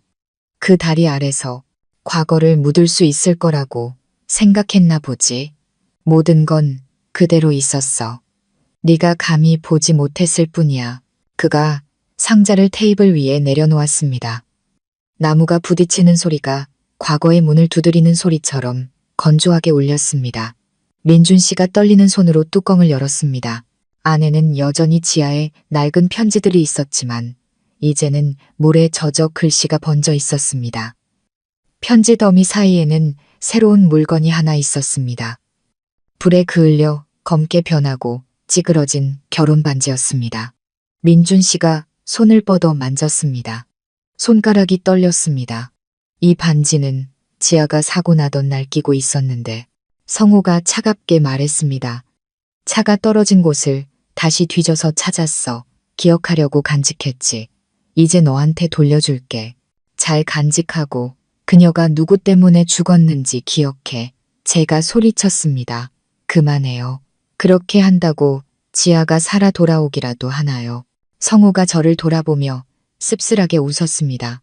아니, 그녀가 살아 돌아올 수 없다는 건 알아. 하지만 그녀를 죽게 만든 사람은 평생 죄책감 속에서 살게 하고 싶었어. 민준 씨가 벌떡 일어나 책상을 내리쳤습니다. 목소리가 갈라졌습니다. 내가 충분히 고통스럽지 않다고 생각해? 나는 매일 밤 그녀를 봐. 나는 그날 이후로 이미 마음속에서 죽었어. 성호야. 두 사람은 마주 섰습니다. 밖에서는 빗물이 유리창을 때렸고 그들의 마음속 폭풍과 어우러졌습니다. 저는 그들 사이에 서서 떨며 약한 목소리로 말리려 했습니다. 그만해요. 두 분 다 한 여자를 사랑했지만 지아는 이제 없어요. 그녀는 두 분이 이렇게 서로를 파괴하는 걸 원하지 않을 거예요. 방 안은 침묵에 잠겼습니다. 빗소리와 거친 숨소리만이 들려왔습니다. 마침내 성우가 고개를 숙였습니다. 갈라진 목소리였습니다. 아마 내 말이 맞을지도 몰라. 내가 너무 멀리 왔어. 하지만 한 사람을 묻으면 내 마음의 절반도 함께 묻히는 거야. 그는 등을 돌려 문으로 향했습니다. 문턱에서 그는 멈춰 서서 뒤돌아보지 않은 채 나지막이 말했습니다. 민준아, 나와 그녀 목까지 살아줘. 그렇지 않으면 그녀가 겪은 모든 게 무의미해지잖아. 문이 닫히고 적막한 공간이 남았습니다. 민준 씨는 주저앉아 두 손으로 얼굴을 감쌌습니다. 제가 다가가 그를 안아주었습니다. 그는 울었습니다. 처음으로 지아를 위해서가 아니라 과거에 시달렸던 모든 세월을 위해 진심으로 울었습니다. 저는 그의 등을 부드럽게 쓸어주며 목맨 소리로 말했습니다. 과거는 끝났어요, 민준 씨. 더 이상 누구도 당신을 과거로 끌어내리게 두지 마요. 그가 고개를 들었습니다. 붉게 충혈된 눈으로 조용히 고개를 끄덕였습니다. 노력할게. 이번엔 정말이야. 밖에서는 여전히 비가 내렸지만 하늘은 점차 밝아지고 있었습니다. 번개는 멎고 폭풍의 끝에서 희미한 빛이 보였습니다. 저는 고개를 들어 아무리 어둠이 짙어도 사람이 마주하기만 한다면 더는 후회 속에 갇히지 않을 것이라는 작은 믿음을 품었습니다. 하지만 모든 것이 끝났다고 생각했을 때 가장 끔찍한 일이 여전히 밖에서 기다리고 있다는 것을 저는 미처 몰랐습니다. 성우가 다녀간 후 우리 집은 마치 숨을 죽인 채 사는 것 같았습니다. 초인종 소리, 문자 알림음, 문이 열리는 소리, 하나하나에 심장이 악몽을 꾼 것처럼 요동쳤습니다. 민준 씨는 변했습니다. 더 조심스러워졌고 말수도 줄었지만 얼굴에는 항상 슬픔이 묻어 있었습니다. 저는 그에게 평온을 주려 애썼지만 우리 사이에는 아물기 힘든 균열처럼 불안과 의심이 자리 잡았습니다. 그날 밤은 보슬비가 내렸습니다. 옷을 다 개고 침대에 누우려는데 작은 노크 소리가 들렸습니다. 시계는 이미 11시를 넘어가고 있었습니다. 누가 올 거라는 연락도 없었기에 의아했습니다. 문을 열고 틈으로 내다보았지만 복도는 텅 비어 있었고 희미한 노란 불빛만이 비추고 있었습니다. 돌아섰을 때 거실 바닥에 반듯하게 놓인 편지 봉투 하나를 발견했습니다. 우표도 발신인도 없었습니다. 봉투 위에는 서툰 글씨로 단 한 줄이 적혀 있었습니다. 오늘 밤은 편의자. 등골이 오싹해졌습니다. 떨리는 손으로 봉투를 들고 조용히 민준 씨를 불렀습니다. 그는 아직 불을 끄지 않고 책상에 엎드려 있었습니다. 그가 봉투를 보자 얼굴이 하얗게 질렸습니다. 그는 편지를 읽고 중얼거렸습니다. 또 그 자식 장난인가? 아니면 다른 누구지? 저는 대답할 용기가 없어 그저 멍하니 서 있었습니다. 민준 씨는 손가락 마디가 하얗게 될 때까지 종이를 꽉 쥐었습니다. 그가 작게 말했습니다. 문 잠그고 오늘 밤엔 절대 밖에 나가지 마. 저는 그의 말대로 했습니다. 현관문은 이중으로 잠갔고 모든 잠금 장치를 확인하고 커튼을 치고 창문까지 걸어 잠갔습니다. 모든 조치를 취했지만 여전히 온몸이 떨렸습니다. 밤새 빗소리는 제 마음을 두드리는 듯 했습니다. 민준 씨는 이불 속에서 계속 뒤척이다가 이따금 벌떡 일어나 잠 못 드는 사람처럼 서성였습니다. 저는 그를 안고 그의 가슴에 머리를 기댔습니다. 그의 심장이 세차게 뛰는 것이 느껴졌습니다. 괜찮을 거예요. 저는 그를 위로하며 제 자신을 다독였습니다. 한밤중 저는 타는 냄새에 깜짝 놀라 잠에서 깼습니다. 얇은 연기 한 줄기가 거실 문틈으로 새어 들어오고 있었습니다. 벌떡 일어났습니다. 무슨 일인지 파악하기도 전에 아파트의 화재 경보기가 울리기 시작했습니다. 온 층이 깨어나는 것 같았습니다. 저는 급히 이불을 몸에 두르고 거실로 달려나갔습니다. 현관문은 여전히 잠겨 있었지만 잡동사니를 넣어두는 창고문이 살짝 열려 있었습니다. 버려진 종이 상자 근처에서 작은 불길이 타오르며 연기가 피어오르고 있었습니다. 저는 소스라치게 놀랐습니다. 누가 불을 낸 건지 손발이 떨렸습니다. 민준 씨는 거친 숨을 몰아쉬며 눈을 크게 떴습니다. 우리는 즉시 젖은 이불로 불을 껐습니다. 불은 금방 꺼졌고 그을음과 매캐한 냄새만을 남겼습니다. 저는 떨면서 흐느꼈습니다. 민준 씨는 저를 꽉 안아주었지만 그의 팔도 떨리고 있었습니다. 모든 방을 확인한 후 저는 창틀에서 작은 긁힌 자국을 발견했습니다. 마치 누군가 조심스럽게 창문을 넘어와 위협하거나 소동을 일으키기 위해 구석에 일부러 불을 붙인 것 같았습니다. 불길이 가장 가까웠던 구석에는 불에 그을린 종이 조각이 있었습니다. 묻을 수 있을 거라고 생각하지 마라는 몇 글자를 간신히 읽을 수 있었습니다. 저는 종이를 들었습니다. 심장이 꽉 조여오는 것 같았습니다. 다음 날 아침 우리는 아파트 관리사무소와 경찰에 이 일을 신고했습니다. 경찰이 와서 진술을 받고 현장 사진을 찍었습니다. 그들은 안전을 위해 당분간 친척 집에 머무를 것을 권했습니다. 저는 민준 씨를 보았습니다. 그는 몇 살은 더 늙어 보였습니다. 애써 참는 듯 했지만 눈은 붉고 지쳐 있었습니다. 제가 그때 원했던 것은 과거를 잊고 모든 것을 떠나 안전한 곳으로 가는 것뿐이었습니다. 하지만 마음 깊은 곳에서는 알고 있었습니다. 누군가가 우리를 과거로 끌어내려 그들이 생각하는 정의와 마주하게 하려 한다는 것을. 경찰은 많은 것을 물었습니다. 누군가 우리를 겁주려 하거나 복수하려는 의도일 가능성이 있다고 했습니다.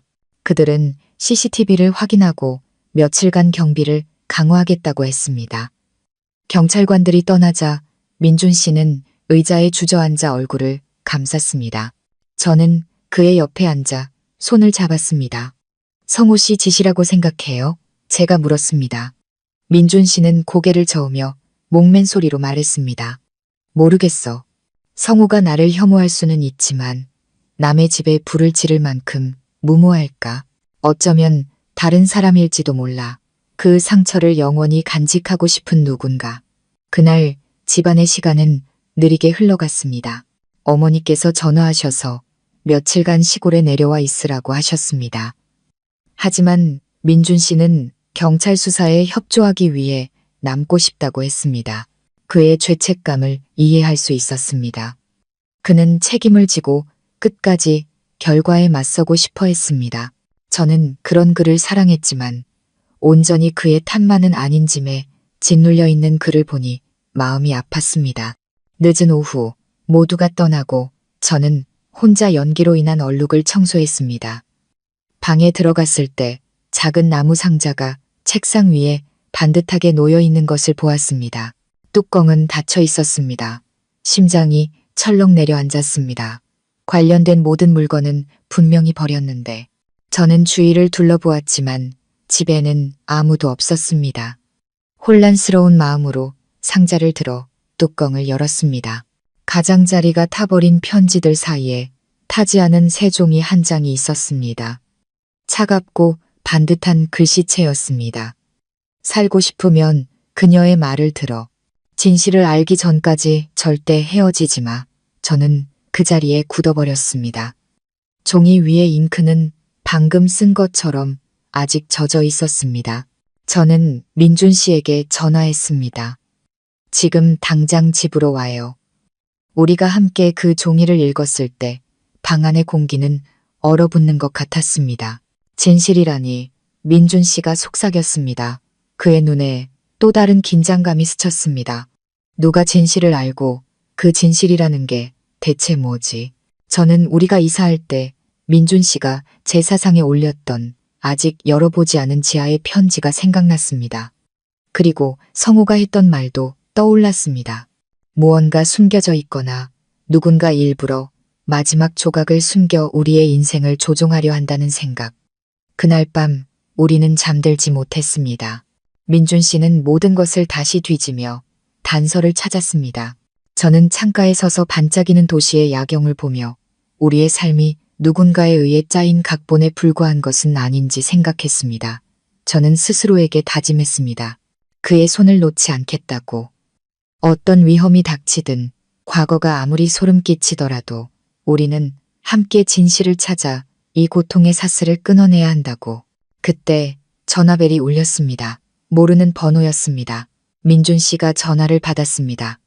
그의 목소리가 떨렸습니다. 여보세요. 탁하고 불분명한 목소리가 몇 마디를 내뱉었습니다. 직접 만나지는 못해. 마지막 편지는 모든 것이 시작된 곳에 숨겨뒀어. 전화는 끊겼습니다. 그는 핸드폰을 떨어뜨렸습니다. 눈은 크게 뜨여 있었습니다. 시작된 곳, 저는 멈칫했습니다. 나무다리, 지아와 민준 씨가 데이트했던 그 장소가 떠올랐습니다. 만약 아직 읽지 않은 편지가 하나 더 있다면 그 편지는 지아가 남긴 마지막 무언가, 누군가가 감추려 하거나 두 사람이 마주해야만 하는 진실을 드러낼지도 모릅니다. 저는 이불을 끌어와 민준 씨를 꽉 안았습니다. 밖에서는 여전히 비가 세차게 내렸습니다. 마치 저 더러운 얼룩들을 씻어내려는 듯했지만 비는 오히려 모든 것을 희미하고 불분명하게 만들 뿐이었습니다. 저는 알았습니다. 내일 혹은 며칠 안에 우리는 모든 것의 근원이었던 그곳으로 돌아가야 한다는 것을. 그리고 이번에는 진실이 밝혀질 때까지 떠나지 않을 것이라고. 마음속에는 두려움과 함께 어떤 어둠이 닥쳐도 더 이상 과거가 내 인생을 삼키게 두지 않겠다는 이상한 결심이 싹트고 있었습니다. 이 모든 일의 배후에 누가 있든 저와 민준 씨는 어떤 대가를 치르더라도 서로를 이 구덩이에서 끌어낼 것이었습니다. 그날 아침 하늘은 이상하리만치 맑았습니다. 오랜 두려움에 잠겨있던 며칠이 지나고 저와 민준 씨는 모든 것이 시작되었던 그 나무다리로 돌아가기로 결심했습니다. 마지막 진실이 우리를 기다리고 있다고 믿는 바로 그곳으로. 강가로 이어지는 길은 고요했고 바람에 섞인 새소리만이 들렸습니다. 희미한 햇살 아래 낡은 다리는 세월의 흔적을 고스란히 간직한 채 모습을 드러냈습니다. 민준 씨가 멈춰 섰습니다. 그의 눈빛은 깊었고 약간의 죄책감과 함께 고통의 끝에 다다른 사람의 평온함이 깃들어 있었습니다. 저는 그의 옆에서 조용히 걸었습니다. 민준 씨의 손에는 마지막 편지가 들려 있었습니다. 전화 속 의문의 목소리가 찾으라고 했던 바로 그 편지. 그것은 다리, 기둥, 바로 아래 낡은 흙 속에 비닐봉지에 쌓여 있었습니다. 안에는 누렇게 바랜 종이와 지하의 글씨체가 있었습니다. 그가 떨리는 손으로 편지를 펼쳤습니다. 입술이 작게 떨리며 편지를 읽었습니다. 민준, 만약 당신이 이 편지를 읽는다면 나는 아마 더 이상 이 세상에 없겠지. 하지만 제발 자신을 탓하지 마. 나는 당신이 계속 살아가길 바라며 스스로 떠난 거야. 당신이 평생 죄책감을 안고 살 거라는 걸 알기에 당신을 자유롭게 해주려고 이 편지를 써. 그 사고는 당신 잘못이 아니었어. 브레이크가 고장 난 걸 봤는데 말할 틈이 없었어. 속죄하며 살지 마. 다시 한번 사랑하며 살아줘. 진심으로 평온하게. 저는 목이 메어 민준 씨를 바라보았습니다. 편지가 그의 손에서 떨렸고 눈물이 떨어져 글씨 위로 번졌습니다. 지난 몇 년간 그는 죄인처럼 살았습니다. 자신에게 속하지도 않은 죄책감을 짊어지고 있었습니다. 이제 모든 오해가 풀렸습니다. 죽은 사람은 용서의 말을 남겼고 어둠 속에서 더디게 빠져나온 것은 오직 그뿐이었습니다. 민준 씨는 다리 가장자리에 무릎을 꿇고 오랫동안 고개를 숙였습니다. 강에서 불어온 바람이 편지를 휩쓸어 반짝이는 물결 속으로 흩어지게 했습니다. 그는 쫓아가지 않았습니다. 그저 바라볼 뿐이었습니다. 갈라진 목소리로 말했습니다. 지아야, 고마워. 내가 자격이 없는데도 나를 아껴줘서 이제부터는 내 몫까지 살아갈게. 제가 그의 어깨에 손을 얹었습니다. 그가 고개를 들었습니다. 눈물로 젖었지만 수십 년의 짐을 내려놓은 듯 맑은 눈으로 저를 바라보았습니다. 그가 나지막하고 느리게 말했습니다. 서윤아, 나 이제 꿈에서 깼어. 이 광기 속에서 나를 버리지 않아줘서 고마워. 저는 조용히 미소 지었습니다. 눈물이 흘러내렸습니다. 제가 당신을 구한 게 아니에요. 진실과 마주할 용기를 낸 당신 자신이 스스로를 구한 거예요. 두 사람은 일어나 잔잔한 강물을 바라보았습니다. 하늘은 그 어느 때보다 맑았습니다. 수면에는 새로운 햇살이 반사되어 뒤늦은 해방을 증명하는 듯했습니다. 그 순간부터 지아는 정말로 편히 잠들었다는 것을 알았습니다. 더 이상 하얀 옷의 그림자도 바람 속의 부름도 없었습니다. 용서의 온기만이 국화 향기처럼 은은하게 퍼져나갈 뿐이었습니다. 우리는 함께 돌아왔습니다. 돌아오는 길은 그 어느 때보다 짧게 느껴졌습니다. 모든 것이 예전 같으면서도 낯설었습니다. 사람의 마음이 달라졌기 때문입니다. 민준 씨가 저를 보며 낮지만 단단한 목소리로 말했습니다. 다시 시작하고 싶어. 잊기 위해서가 아니라 잃어버린 것들에 부끄럽지 않게 살기 위해서. 저는 고개를 끄덕였습니다. 그의 손이 제 손을 이상하리만치 따뜻하게 감쌌습니다. 그날 이후 그는 더 이상 과거를 찾지 않았고 한밤중에 향을 피우지도 죽은 이의 얼굴을 꿈꾸지도 않았습니다. 그는 열심히 일했고 가끔 직접 하얀 국화 화분을 다시 심었습니다. 꽃이 필 때마다 그는 그저 미소 지으며 말했습니다. 지아가 우리를 보며 웃어주는 방식이야. 저는 깨달았습니다. 어떤 고통은 지울 수 없지만 너그러운 마음으로 마주하면 부드러운 기억으로 변한다는 것을. 하지만 후회를 붙잡고 있으면 과거는 현재 속의 지옥이 된다는 것도요. 연말의 어느 오후 민준 씨와 저는 지아가 잠든 추모공원을 다시 찾았습니다. 그는 하얀 국화 다발을 내려놓고 향을 피운 뒤 나지막이 말했습니다. 나와 서윤이 잘 살게. 걱정하지 마. 바람이 나무 사이를 스쳐 지나가며 나무잎이 흩날렸습니다. 저는 조용히 고개를 숙이며 한 번도 만난 적 없지만 진정한 사랑이 무엇인지 깨닫게 해준 그 여자에게 마음속으로 감사를 전했습니다. 사랑은 붙잡는 것이 아니라 놓아줄 줄 아는 것이라는 것을. 돌아오는 길에 민준 씨가 저를 돌아보며 바람처럼 가벼운 목소리로 말했습니다. 서윤아, 사람은 때로 어둠을 지나야 빛을 볼 수 있나 봐. 네가 없었다면 나는 영원히 밤속에 있었을 거야. 저는 그의 손을 잡고 평온하지만 벅찬 목소리로 대답했습니다. 그리고 저는 당신이 없었다면 용서가 때로는 사랑보다 강하다는 걸 몰랐을 거예요. 우리는 서로를 보며 함께 미소 지었습니다. 모든 고통, 모든 악몽, 모든 상처는 아물었습니다. 남은 것은 떠나간 이에 대한 존중과 평온이 더 이상 사치가 아닌 앞으로의 길에 대한 믿음뿐이었습니다. 늦겨울, 저녁 노을이 작은 동네를 덮었고 차가운 바람이 스쳐 지나갔지만 제 마음은 이상하게 따뜻했습니다. 아마도 진정한 평온은 있는 것에서 오는 것이 아니라 감히 돌아보고 용서하고 한번 부서졌던 심장으로 다시 한번 사랑할 때 오는 것일 겁니다. 저는 하늘을 올려다보았습니다. 부드러운 노을빛이 마치 죽은 이의 작별 인사 같았습니다. 저는 떨리지만 감사함 가득한 목소리로 나지막이 말했습니다. 살아가는 법, 사랑하는 법, 그리고 제때에 놓아주는 법을 가르쳐 주셔서 감사합니다. 인생의 한 장이 닫혔습니다. 과거는 이제 스쳐가는 바람일 뿐입니다. 눈앞에는 새벽이 지옥을 지나 빛을 찾아온 두 사람의 새로운 시작이 있었습니다. 오늘 이야기가 마음에 와닿으셨다면 가족 이야기 채널을 구독해 주셔서 더 많은 감동적인 이야기들을 놓치지 마세요.